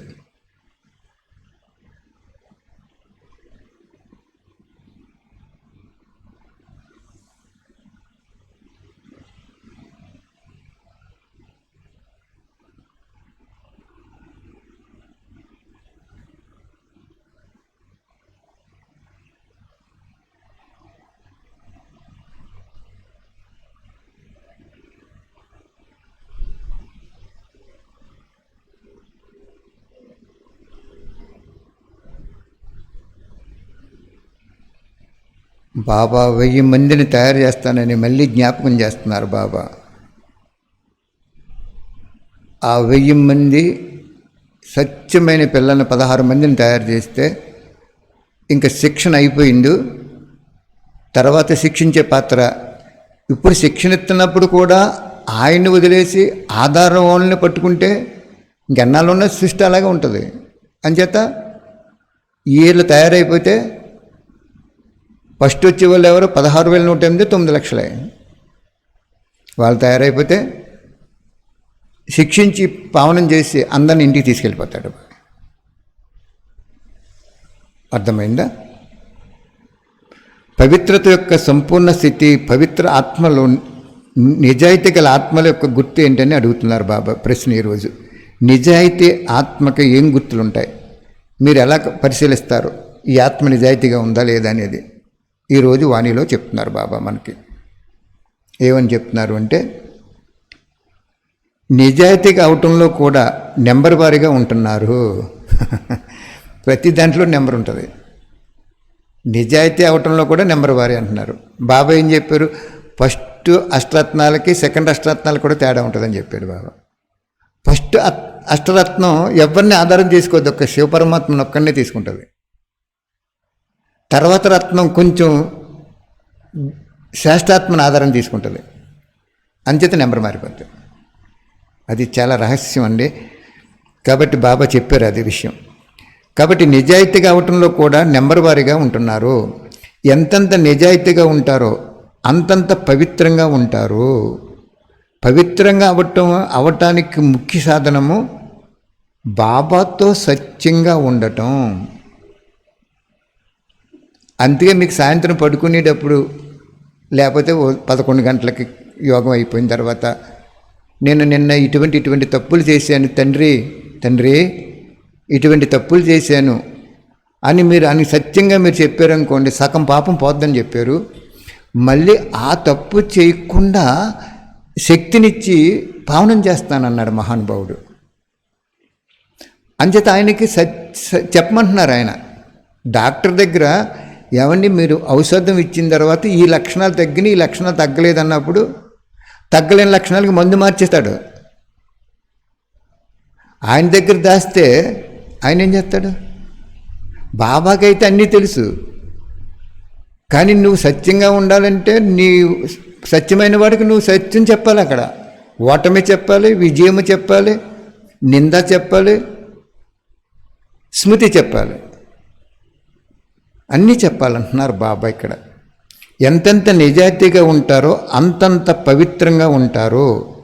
పవిత్రంగా అవటానికి ముఖ్య సాధనము బాబాతో సత్యంగా ఉండటం. కేవలము బ్రహ్మచర్య వ్రతాన్ని ధారణ చేయటం ఇది పవిత్రత యొక్క ఉన్నత స్థితి కాదు. పవిత్రత అంటే సత్యత. మనమేమనుకుంటాం, వివాహం జరిగిన తర్వాత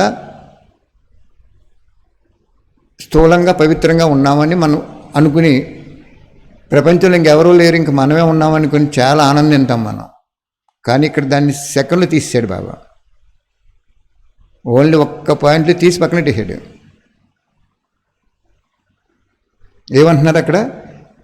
కేవలము బ్రహ్మచర్యాన్ని ధారణ చేయటము ఇది పవిత్రత యొక్క ఉన్నత స్థితి కాదు.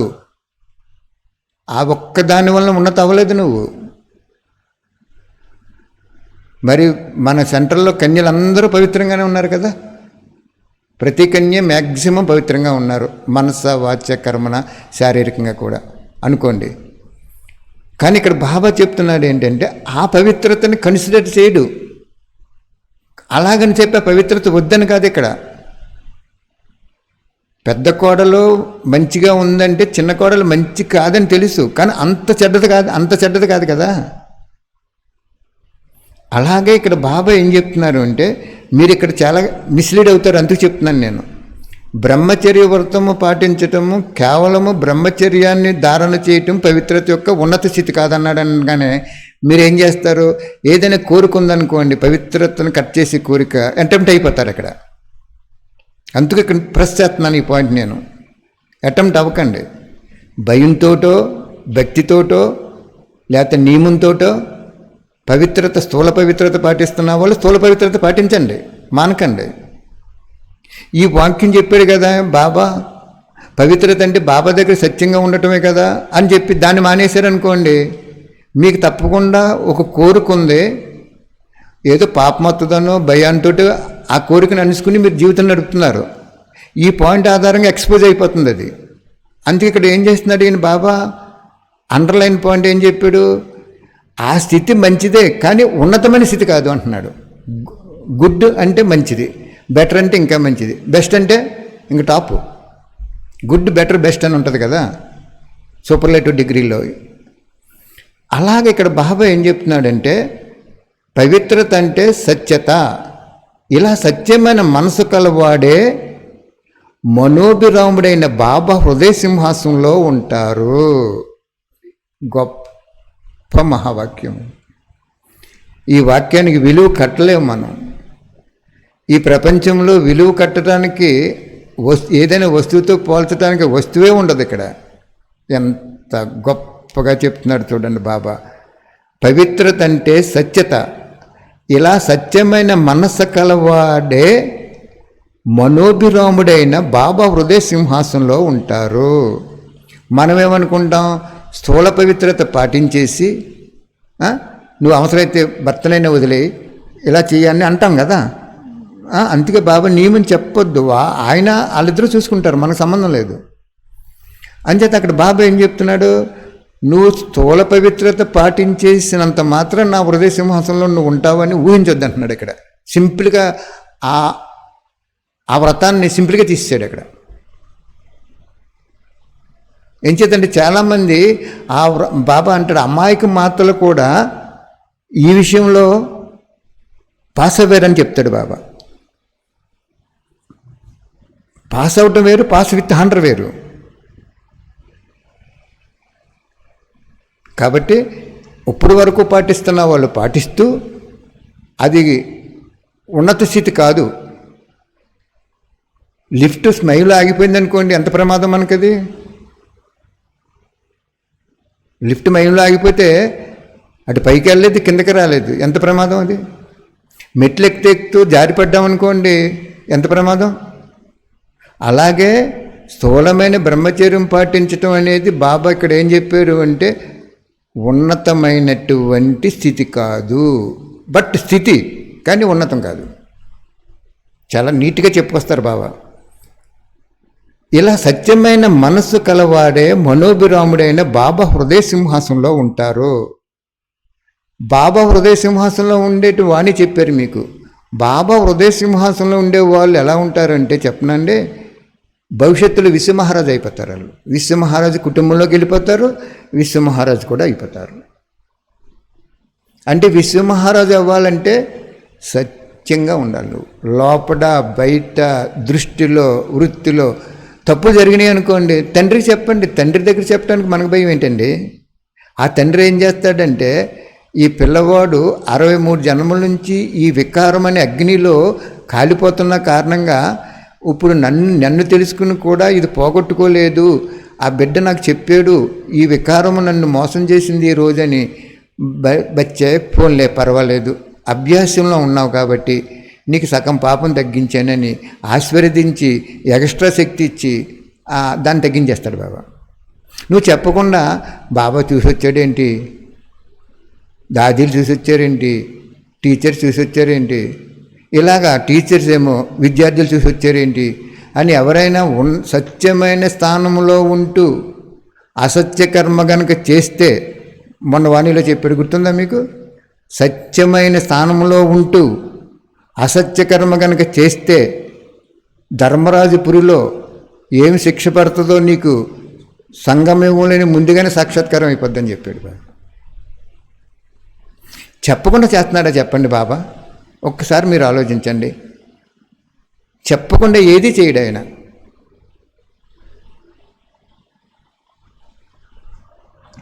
నిజాయితీ గల వారు బాబా ద్వారా లభించిన ఖజానాలను, రెండో పాయింట్, బాబా యొక్క ఆజ్ఞ లేకుండా ఏ కార్యంలోనే ఉపయోగించరు.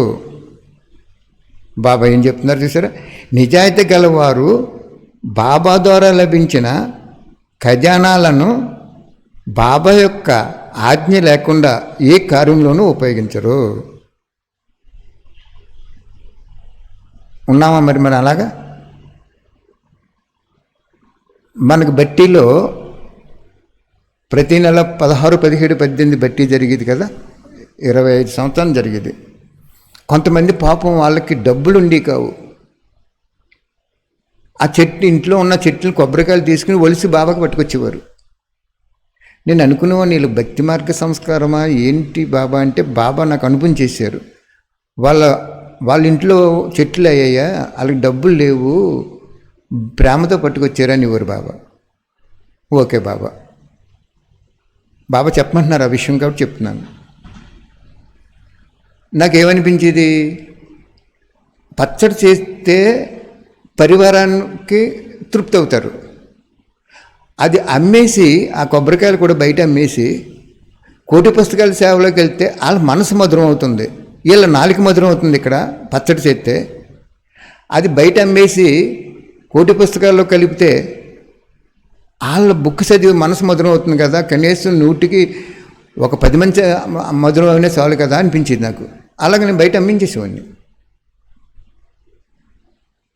వాళ్ళకి అక్కడ ప్రాప్తి వచ్చేసింది, వాళ్ళు ఎంతో సత్యమైన వాళ్ళు కాబట్టి మనకి సంకల్పం వచ్చింది. ఇక్కడ వాళ్ళకి పాపం ఇంట్లో 1, 2 కొబ్బరి చెట్లు ఉన్నాయండి, బీద వాళ్ళు, పాక ఉంది, వాళ్ళు కొబ్బరికాయలు ఒలిసి పట్టుకొచ్చేవారు. నేను అనుకునేవాడిని బాబా కొబ్బరికాయలు పట్టుకొస్తున్నారు, ఇది ఇంకా భక్తి మార్గ సంస్కారం అనుకునేవాడిని. కాదు బచ్చే అని నాకు చెప్పేవారు మహానుభావుడు. వాళ్ళ ఇంట్లో ఇదే ఉంది, అవి ఒలిసి పట్టుకొచ్చారు. పరివారానికి మేము పచ్చడి చేసి పెట్టామనుకోండి, పచ్చడి లేకపోతే పరివారానికి ఆహారం దిగదా?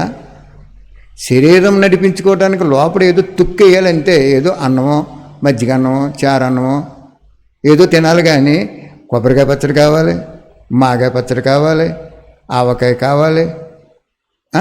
ఇలా కోరికతో మనం చేసినప్పుడు అది భక్తి మార్గ సంస్కారం అవుతుంది, కానీ జ్ఞాన మార్గం అవ్వదు. బ్రహ్మబాబా 15 రోజులు ఏం చేశారు ఆయన?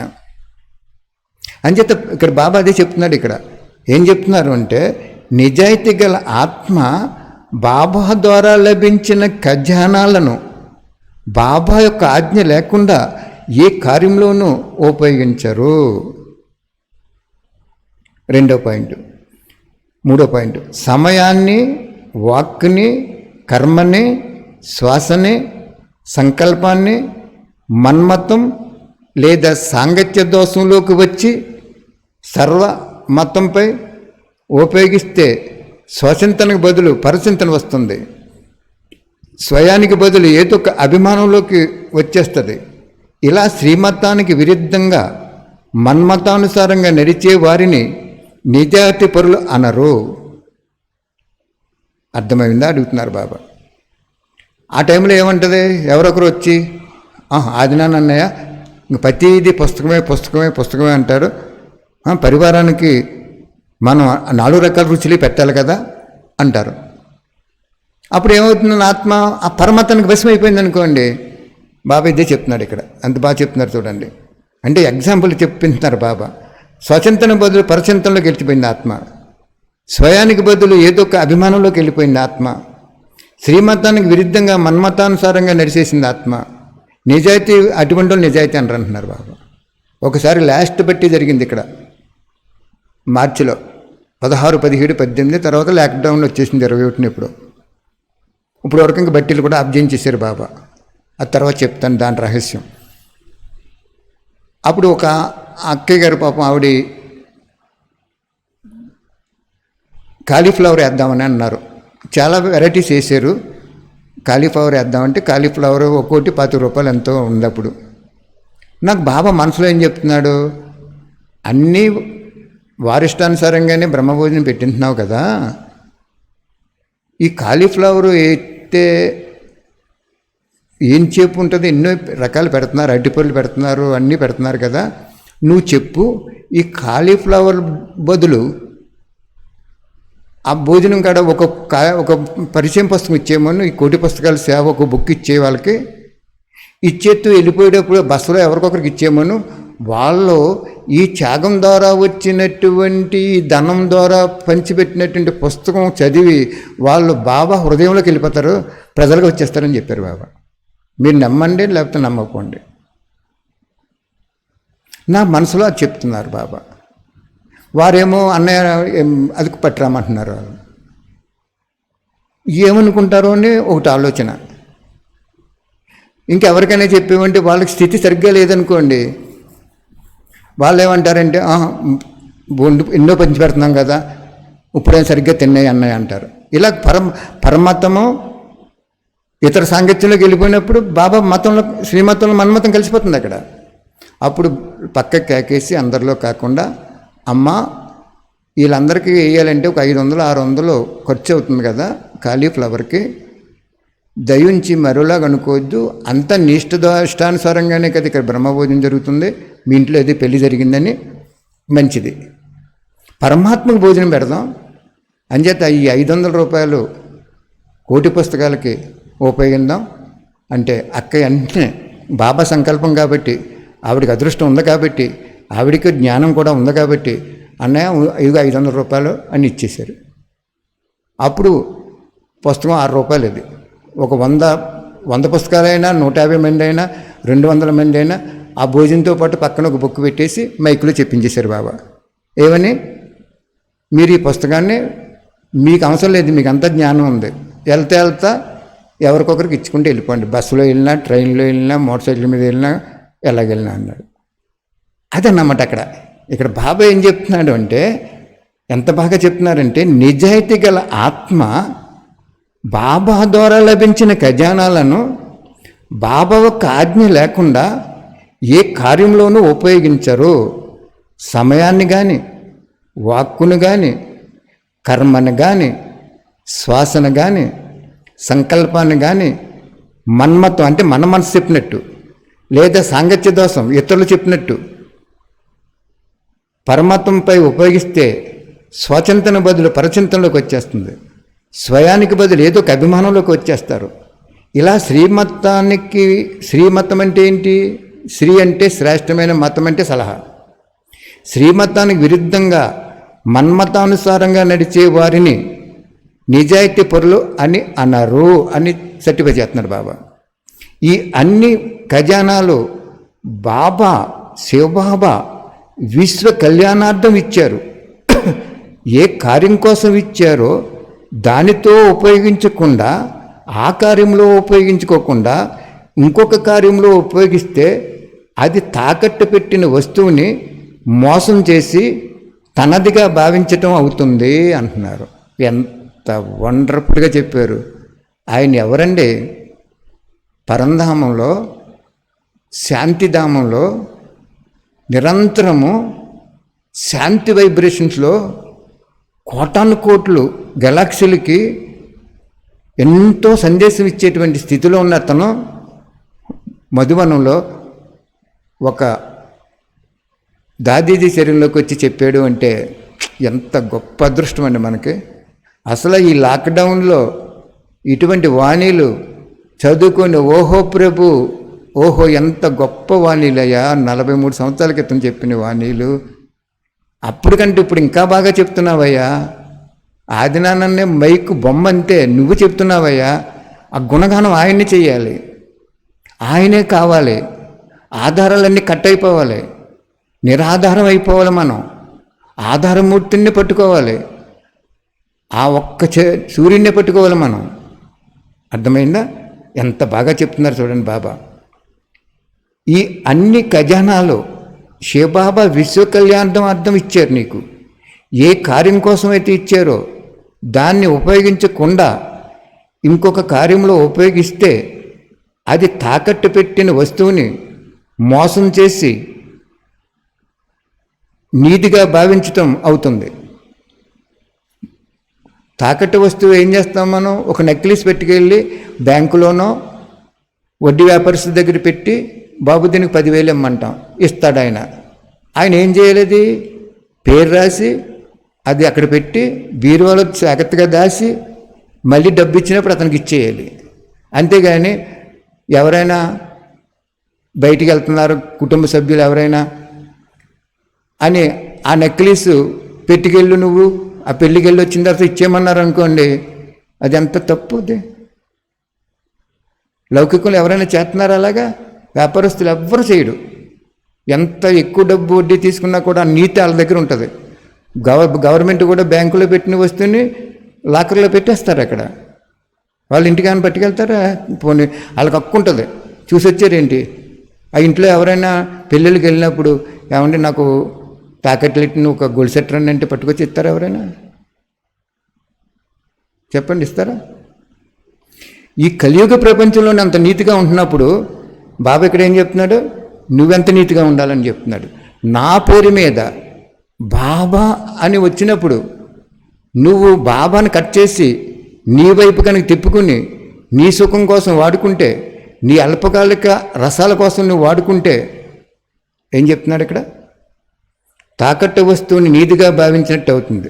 అందువలన అన్నిటికంటే ఉన్నతోన్నతమైన పవిత్రత యొక్క స్థితి ఏంటంటే నిజాయితీ. అది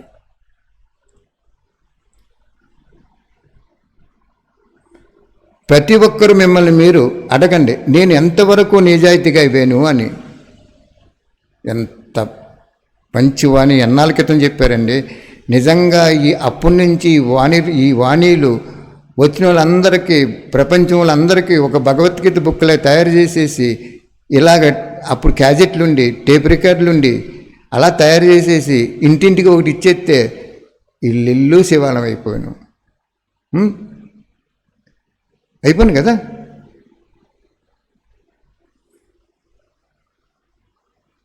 నిజాయితీ గల వారు 3వ లక్షణం చెప్తున్నారు.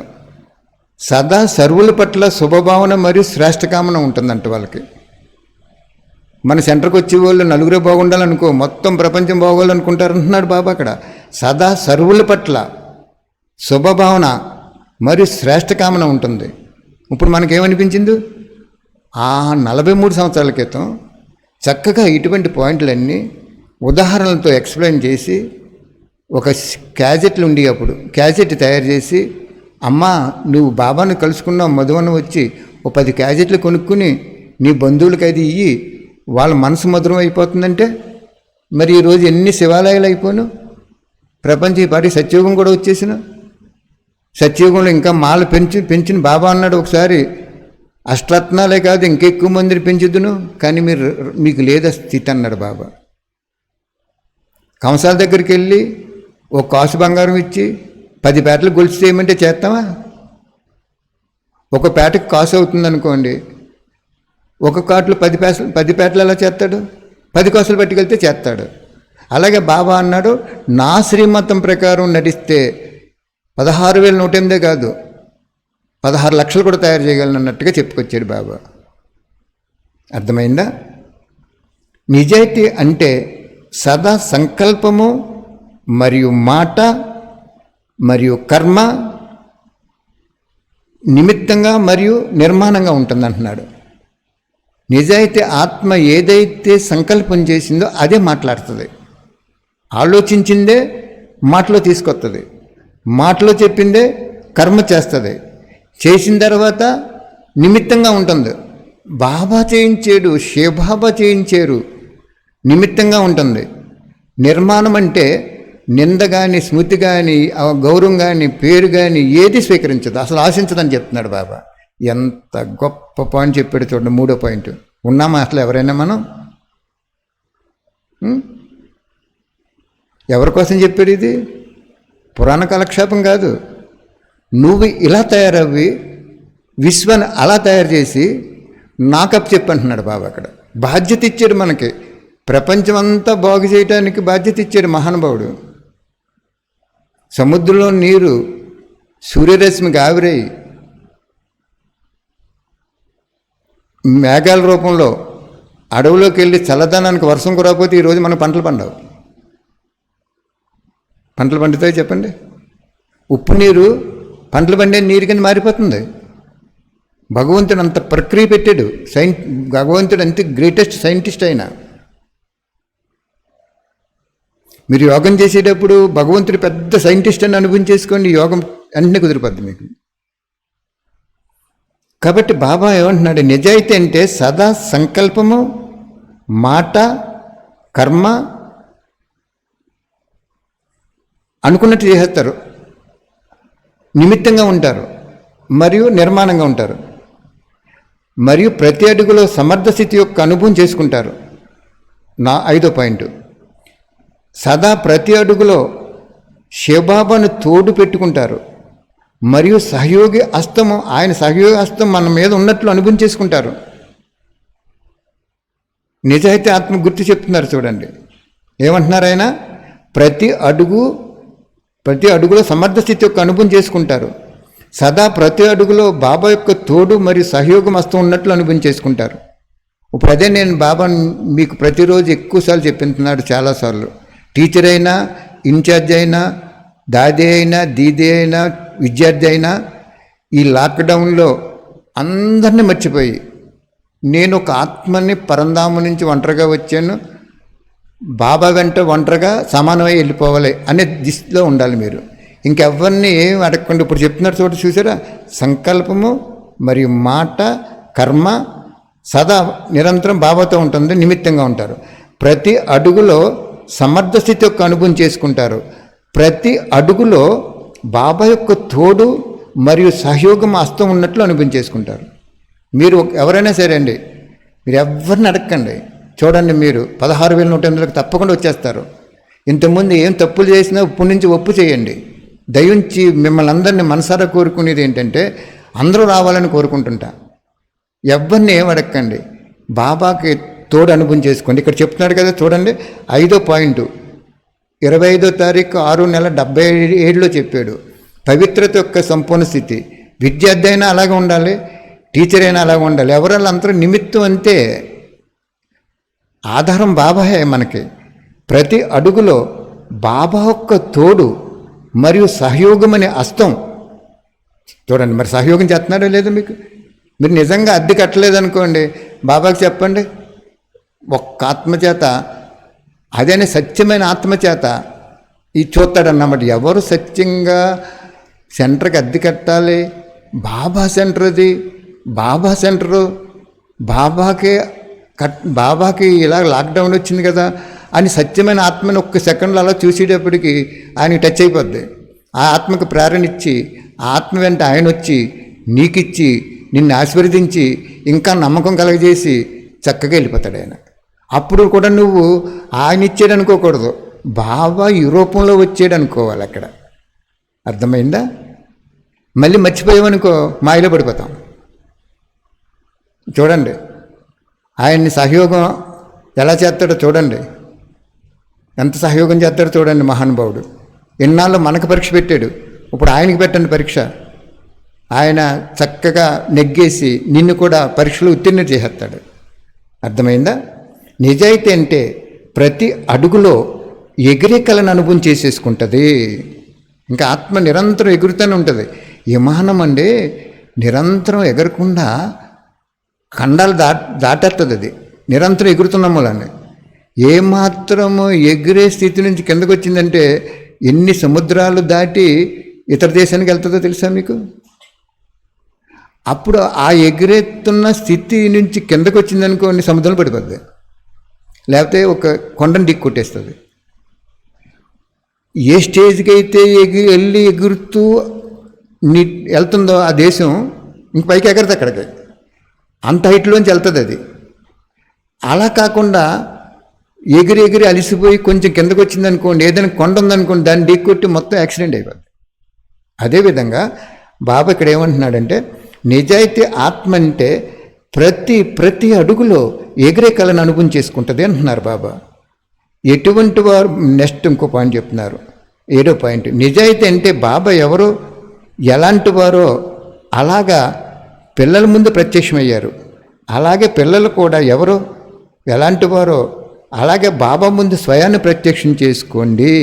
బాబాకి అన్నీ తెలుసు అని అనుకోకూడదు, కానీ బాబా ముందు స్వయాన్ని ప్రత్యక్షం చేసుకోవటం అన్నిటికంటే ఉన్నతోన్నతమైన సహజంగా ఎగిరేకాలకి ఆధారము. బాబా అంటున్నారు బుద్ధి యొక్క భారాన్ని సమాప్తి చేసుకునే సరళమైన యుక్తి స్వయాన్ని బాబా ముందు స్పష్టం చేసుకోవటం, స్వయాన్ని స్పష్టతతో శ్రేష్టంగా చేసుకోవాలి అంటున్నారు బాబా.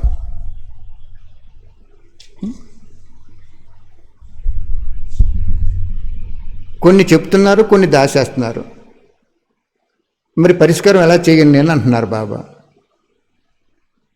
కొన్ని స్వార్థంతో చెప్తున్నారంట, కొన్ని చతురతతో చెప్తున్నారంట, కొన్ని మన్మతం కలిపి చెప్తున్నారంట, కొన్ని పరమాత్మ కలిపి చెప్తున్నారంట, కొన్ని మంచి ప్లాన్స్ తయారు చేస్తున్నారంట. బాబా ముందు లేదా నిమిత్తమైన వాళ్ళ ముందు కూడా ఆధారపరుస్తున్నారు. బాబాని బోలానాథుడిగా భావించి నిమిత్తమైన వారిని కూడా అమాయకులుగా భావించి చతురతతో స్వయాన్ని సత్యమైన వారిగా రుజువు చేసుకుంటే ఫలితం ఏమవుతుంది? బాబ్దాదాకి నిమిత్తమైన ఆత్మలకి అన్నీ తెలుసు, కానీ వారిని సంతోషపెట్టడానికి అలాగే అంటారు. ఇందాక చెప్పాను కదా మీకు, సత్యమైన ఆత్మకి అసత్యమైన ఆత్మ ఎవరో స్పష్టంగా తెలిసిపోద్ది. అయినా సరే వాళ్ళని ముందుకు తీసుకెళ్ళటానికి స్నేహం చేస్తుంది. సత్యమైన ఆత్మ అసత్యమైన ఆత్మతో ఎందుకు స్నేహం చేస్తుంది? ముందుకు తీసుకెళ్ళటానికి చేస్తుంది. కానీ అసత్యమైన ఆత్మకి సత్యమైన ఆత్మని గుర్తించే శక్తి ఉండదు. అందుకు ఆ ఆత్మ ఏం చేస్తుందంటే ముందుకు తీసుకెళ్ళని చేపు వెళ్తుంది, తర్వాత ఆ ఆత్మను వదిలేస్తుంది. అలాగే ఎన్నో జరుగుతున్నాయి. ఇప్పుడు ఇంతకుముందు జరిగినాయి, ఇప్పుడు కూడా జరుగుతున్నాయి. అదే చెప్తున్నాడు బాబా ఇక్కడ పాయింట్. బాబా అమాయకుడు అనుకుంటున్నారు, నిమిత్తమైన ఆత్మ కూడా ఏమనుకుంటున్నారు అన్నాడు బాబా. బాబా బోలానాథుడు అనుకుంటున్నారు, నిమిత్తమైన ఆత్మని అమాయకుడు అనుకుంటున్నారు. అనుకుని వాళ్ళని కూడా వదిలేస్తున్నారు అంటున్నాడు బాబా ఇక్కడ. బాబ్దాదా నిమిత్తమైన ఆత్మలు అన్నీ తెలుసు, కానీ వారిని సంతోషపెట్టడానికి అలాగే అంటారు.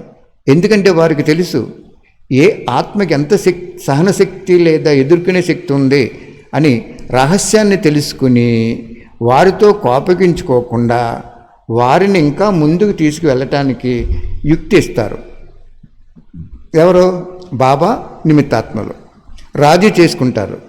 కానీ రహస్యంతో రాజీ ఇక్కడ చెప్తున్నారండి, మంచి పాయింట్ అన్నమాట. అర్థమైందా మీకు ఇక్కడ పాయింట్? అసత్యమైన ఆత్మలు ఎవరో, స్వార్థంతో సేవ చేస్తున్న వాళ్ళు ఎవరో, శ్రీమతంలో మన్మతం కలుపుతున్న వాళ్ళు ఎవరో, బాబా ఖజానాలను ఎవరైతే దుర్వినియోగం చేస్తున్నారో సత్యమైన ఆత్మకు తెలిసిపోద్ది. కానీ అసత్యమైన ఆత్మ అప్పుడు వినండి ఇక్కడ పాయింట్. సత్యమైన ఆత్మ తెలుస్తుంది. ఆ సత్యమైన ఆత్మ ఏం చేస్తుంది? ఆత్మను కూడా ముందు తీసుకెళ్ళి తన సమానంగా తయారు చేసి బాబాకి అప్పచెప్దాం అనుకుంటుంది. కానీ అక్కడ బాబా ఏమంటున్నాడంటే, ఇక్కడ రహస్యం ఏంటంటే మనసుతో చేసుకోవట్లేదు అక్కడ ఆత్మ రాజీ కానీ రహస్యంతో రాజీ చేసుకోవటం, మనసుతో రాజీ చేసుకోవటంలో తేడా ఉంటుంది కదా. వారు చాలా చతురంగా అవ్వాలి అనుకుంటారు, కానీ చాలా అమాయకులుగా అవుతున్నారు. ఇక్కడ బాబా ఏం చెప్తున్నారు అంటే, ఆ నిమిత్తాత్మ మనసుతో రాజీ చేసుకుని పావనం చేయాలనుకుంటుంది. చాలా లోతుగా ఉంది పాయింట్, వినండి. ఒక్క పావు గంటల వాణి అయిపోద్ది. ఎంత లోతుగా ఉందంటే అసలు ఆ లోతుని మనం తెగటానికి మనకు శక్తి సరిపోదన్నమాట. అంత లోతుగా చెప్తున్నారు బాబా ఇక్కడ. ఏమని చెప్తున్నారు? కానీ మనసుతో రాజీ చేసుకుంటుంది ఎవరు? శివబాబా చేసుకుంటారు, నిమిత్తాత్మలు చేసుకుంటారు. నిమిత్తాత్మ అంటే ఏదో సెంటర్ నడిపించేశారు, మాకు పెత్తనం ఇచ్చేసారు, మమ్మల్ని నిమిత్తం చేశారని కాదు. నిమిత్తాత్మ అంటే బాగా గుర్తుంచుకోండి, త్యాగము తపస్సు ఉన్న ఆత్మ. ఆ టీచర్ అయినా విద్యార్థి అయినా. అక్కడ చెప్తున్నారు బాబా. ఏమని చెప్తున్నారంటే, ఇక్కడ రహస్యం ఏంటంటే మనసుతో రాజీ చేసుకుంటుంది. కానీ అసత్యంగా ఉన్న ఆత్మ ఏం చేస్తుందంటే టెంపరీగా ఈ సత్యంగా ఉండి శ్రేష్టంగా ఉండి శ్రేష్ఠ జీవితాన్ని నడుపుతూ సఫలతా స్వరూపంగా అవుతూ వృద్ధి పొందుతున్న ఆత్మ ఏం చేస్తుంది? బలహీనంగా ఉన్న ఆత్మని రాజీ చేసుకుని స్నేహం చేసి ముందుకు తీసుకెళ్తాననుకుంటుంది. అప్పుడు బలహీనంగా ఉన్న ఆత్మ ఏం చేస్తుంది? చతురతతో రాజీ అవుతుంది. కానీ ఇక్కడ చెప్తున్నారు పాయింట్ సూపర్లండి. చాలా అమాయకులుగా అవుతారు, కొంచెంలోనే సంతోషపడిపోతారు. ఓటమిని విజయంగా భావించి తమను తాము తెలివైన వారుగా విజయిగా భావించి కూర్చుంటారు. కానీ అది జన్మల ఓటమి. వండర్ఫుల్గా చెప్పారు బాబు ఇక్కడ. నా జీవితంలో ఈ యజ్ఞంలో ఎన్నో ఇది కరెక్ట్గా నిజమవినాయి అన్నమాట.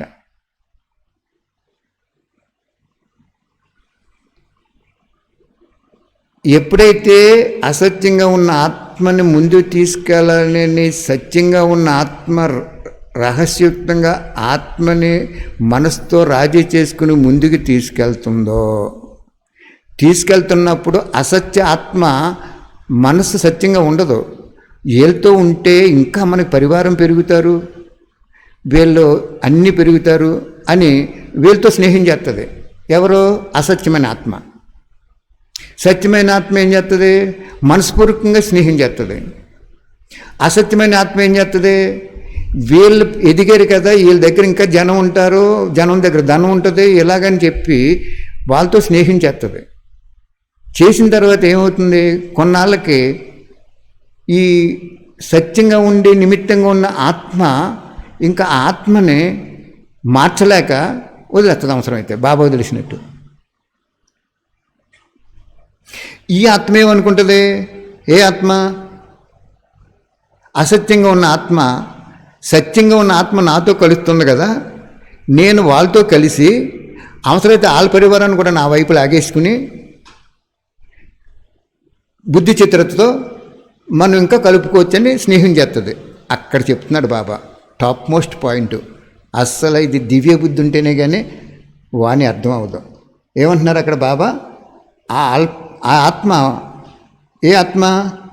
అసత్యంగా ఉన్న ఆత్మ ఏమనుకుంటుంది? కొంచెంలోనే సంతోషపడిపోయి ఓటమిని కూడా ఓడిపోయారని తెలుసు ఓటమిని విజయంగా భావించి తమను తాము తెలివైన వారిగా భావించి విజయంగా భావించి కూర్చుంటారు.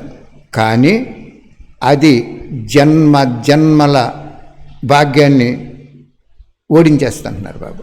భాగ్యం సమాప్తి అయిపోద్ది అంటున్నాడు. అల్పకాలిక ప్రాప్తి బాబ్దాతకు అటువంటి పిల్లలను చూసి దయ వస్తుంది అంటున్నారు బాబు. అర్థమైందా పాయింట్? ఇంకొకసారి చెప్పనా, సత్యమైనటువంటి ఆత్మకి ఎలా ఉంటుందో చెప్పారు మీకు. సత్యత అంటే ఏంటో చెప్పారు బాబా. ఇక్కడ నిజాయితీ అంటే ఏంటో చెప్పారు బాబా. మీరు చదువుకోండి జాగ్రత్తగా, మీరు స్టడీ చేసుకోండి, అని యూట్యూబ్లో కూడా రిపిటేషన్ చేసుకుని.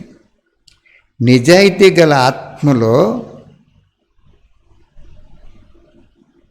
నిమిత్తమైన ఆత్మగా పెట్టేస్తారు బాబా. నిజాయితీ ఆత్మని బాబా తోడుంటారు. 1,000 రెట్లు శక్తి ఇస్తారు, సహయోగం ఇస్తారు, స్నేహం ఇస్తారు ఇతర ఆత్మని ముందుకు తీసుకెళ్ళటానికి. అప్పుడు అసత్యమైన ఆత్మ కూడా సత్యమైన ఆత్మతో స్నేహం చేయటంలో కారణం ఏంటంటే ఏం చేస్తుందంటే, ఈ సత్యమైన ఆత్మకి చాలా పరివారం ఉన్నారు, వాళ్ళ దగ్గర చాలా ధనం ఉంటుంది, వాళ్ళు చాలా సహయోగం అయిపోతున్నారు ఈ ఆత్మకి, మనకు కూడా చేసేసుకోవాలని కృత్రిమ ఆలోచనలో, స్వార్థపూరితమైన ఆలోచనలో స్నేహం చేస్తుంది. అక్కడ స్నేహం చేసినప్పుడు ఈ సత్యమైన ఆత్మ ఏం చేస్తుందంటే, పోన్లే అన్నం తింటున్నప్పుడు కంచంలో మెతుకులు కిందకి పడిపోయినప్పుడు అవి మళ్ళీ కంచంలో వేసుకోం కదా మనం. ఎంత జాగ్రత్తగా తిన్నా 2-3 మెతుకులైనా పడతాయి కదా. ఆ మెతుకులు కడిగేటప్పుడు కాకులు తింటాయి కదా అని భావించి ఏం చేస్తుందంటే, ఈ అసత్యమైన ఆత్మ ఈ యజ్ఞానికి మోసం చేస్తుందో, మనల్ని కూడా మోసం చేస్తుందో అని తెలిసిండి కూడా సహయోగం ఇస్తుంది. సహయోగం ఇచ్చి కొంచెం నష్టం వచ్చినా కానీ తట్టుకుంటుంది. కానీ ఆ అసత్యమైన ఆత్మ నాకు బాగా జరిగింది, నేను ఇంకా ఇట్లా లాగేసుకున్నాను, నేను స్వతంత్రం అయిపోవాలి, నాకు పేరు కావాలి, నాకు గౌరవం కావాలి, నాకు కూడా అలాగే ఎదిగిపోవాలి అని అనుకుంటుంది కదా. బాబా అంటున్నాడు, అలాగా అల్పకాలిక ప్రాప్తిలో నువ్వు అనుకుంటున్నావు, అది సదాకాలిక ప్రాప్తి, జన్మ జన్మలకి వచ్చే ప్రాప్తిని నీ చేతులారా తగలబెట్టుకున్నట్టు అయిపోయిందని చెప్పి.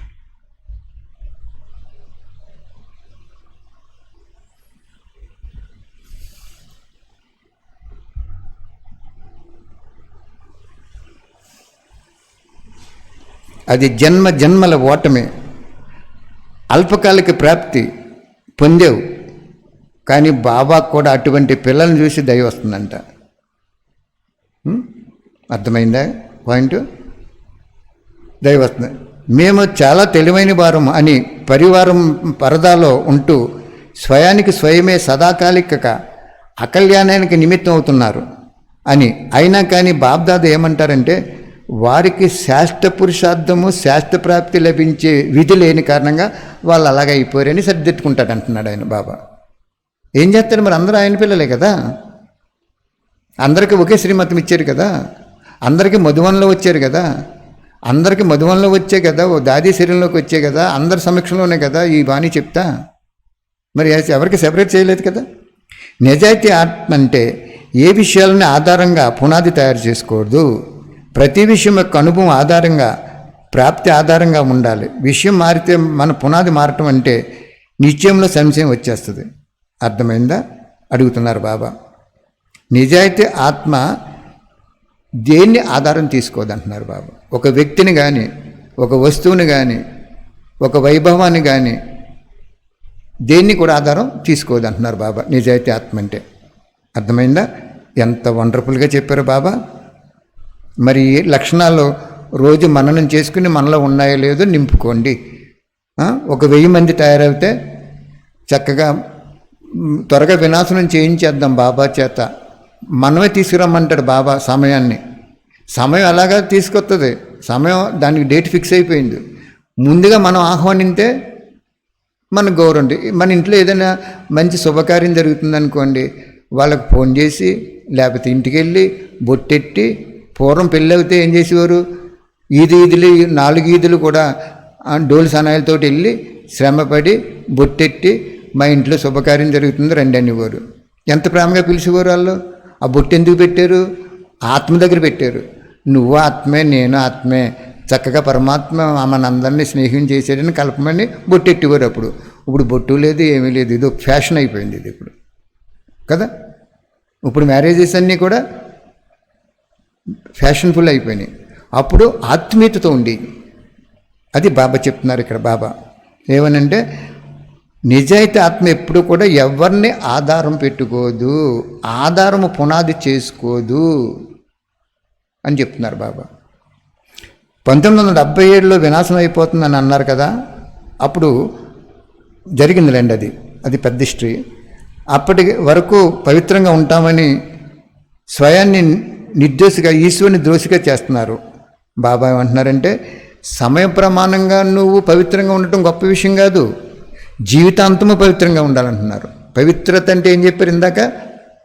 నిజాయితీగా ఉండటం అని చెప్పారు. స్థూలమైనటువంటి పవిత్రత ఏమన్నారు?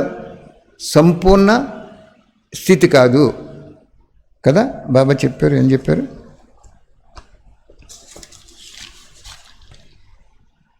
ఉన్నతమైన స్థితి కాదు అంటున్నారు. పవిత్రత యొక్క ఉన్నత స్థితి కాదు, అది ఏదో కొద్ది స్థితి. అర్థమైందా?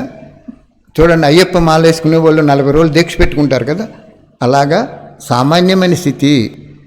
అసలైన పవిత్రత, ఉన్నతమైన పవిత్రత అంటే బాబా ముందు మనస వాచ కర్మ ఏదైతే జరిగిందో ఆ రోజు అవన్నీ ఒక్క నిమిషం బాసి పెట్టేసుకుని ఆ మంచం మీద కూర్చుని, తండ్రి నేను ఈరోజు ఈ తప్పు చేశాను, నాకు నిద్రపోతున్నాను, ఈరోజు గడిచిపోతుంది, సంగమయుగం ఒక రోజు అయిపోయింది బాబా, మరి నేను ఈ తప్పు చేశాను అని మీరు చెప్పండి. వాణిలో చెప్పాడు సగం శిక్ష తగ్గిపోద్ది అని. అలాగని చెప్పి రోజు చెప్పేకండి, రోజు చేసేసి తప్పే చెప్పకూడదు. అది కూడా 3 సార్లు క్షమించానని చెప్పాడు బాబా. ఒక తప్పుని 3 సార్లు క్షమించానన్నాడు బాబా. అప్పుడు ఎప్పుడైతే మీరు చెప్పారో మనసు తేలికైపోయింది మీకు. బాబా ఏం చేస్తాడు, ఈ బిడ్డ ఎంత మంచి బిడ్డ, 63 సంవత్సరాల నుంచి ఏదో ఒక తప్పు విషయంలో పాత్ర అభినయిస్తున్నాడు, అలవాటైపోయింది ఇతనికి. ఒక సిగరెట్ కాల్చటమో ఇంకోటో నాకు చెప్పేశాడు. అంచేత ఈ బిడ్డకి సత్యం చెప్పాడు కాబట్టి సగం శిక్ష తగ్గిపోయింది. మళ్ళీ మన్నాడు ఆ పని చేయకుండా శక్తి ఇస్తాడు బాబా. ఈరోజు పెళ్లి చేసుకున్నటువంటి ఒక భార్యని భార్య జ్ఞానంలోకి వచ్చినప్పుడు పవిత్రత పాటిస్తున్నాడు అంటే, ఆ పాటించడానికి కూడా ఛాన్స్ ఇస్తున్నాడు అంటే భగవంతుడి శక్తి లేకుండా ఇవ్వలేరు మీకు.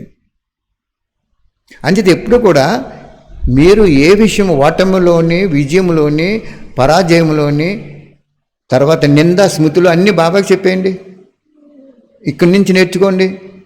సద్గురు రూపంలో ఉన్నాడు, సద్గతి ఇవ్వటానికి నిమిత్తమయ్యాడు, శిక్షణ ఇస్తున్నాడు, స్వీకరిస్తాడు, మీ ఫిర్యాదులన్నీ తీసుకుంటాడు. కొంత సమయం అయిపోయిన తర్వాత ఇంక వినడు. మీరు ఎన్ని వినిపించినా కూడా వినడు. ఏమైపోతాడు అప్పుడు? శిక్షించి పావనం చేసేస్తాడు బాబు. అర్థమైందా? ఒక్కొక్క వాణి ఎంత పవర్ఫుల్గా ఉంటుందో చూడండి, ఎంతంత లోతుగా ఉంటుందో చూడండి. మన హృదయాన్ని కదిలించేసిగా ఉంటుంది. హృదయంలో ఉన్నటువంటి కల్మషాన్ని అంతా కూడా కడిగేసే విధంగా ఉంటుంది. థ్యాంక్ యూ బాబా. మరి నిజాయితీగా ఉండి ఆర్థికంగా బాధపడుతున్న లౌకిక ఆత్మలకి ఎవరొకరి ద్వారా రోజు గడపడానికి ఆహారము, సదుపాయాలు ప్రసాదించండి బాబా అని ఒకసారి సంకల్పం చేసుకోండి.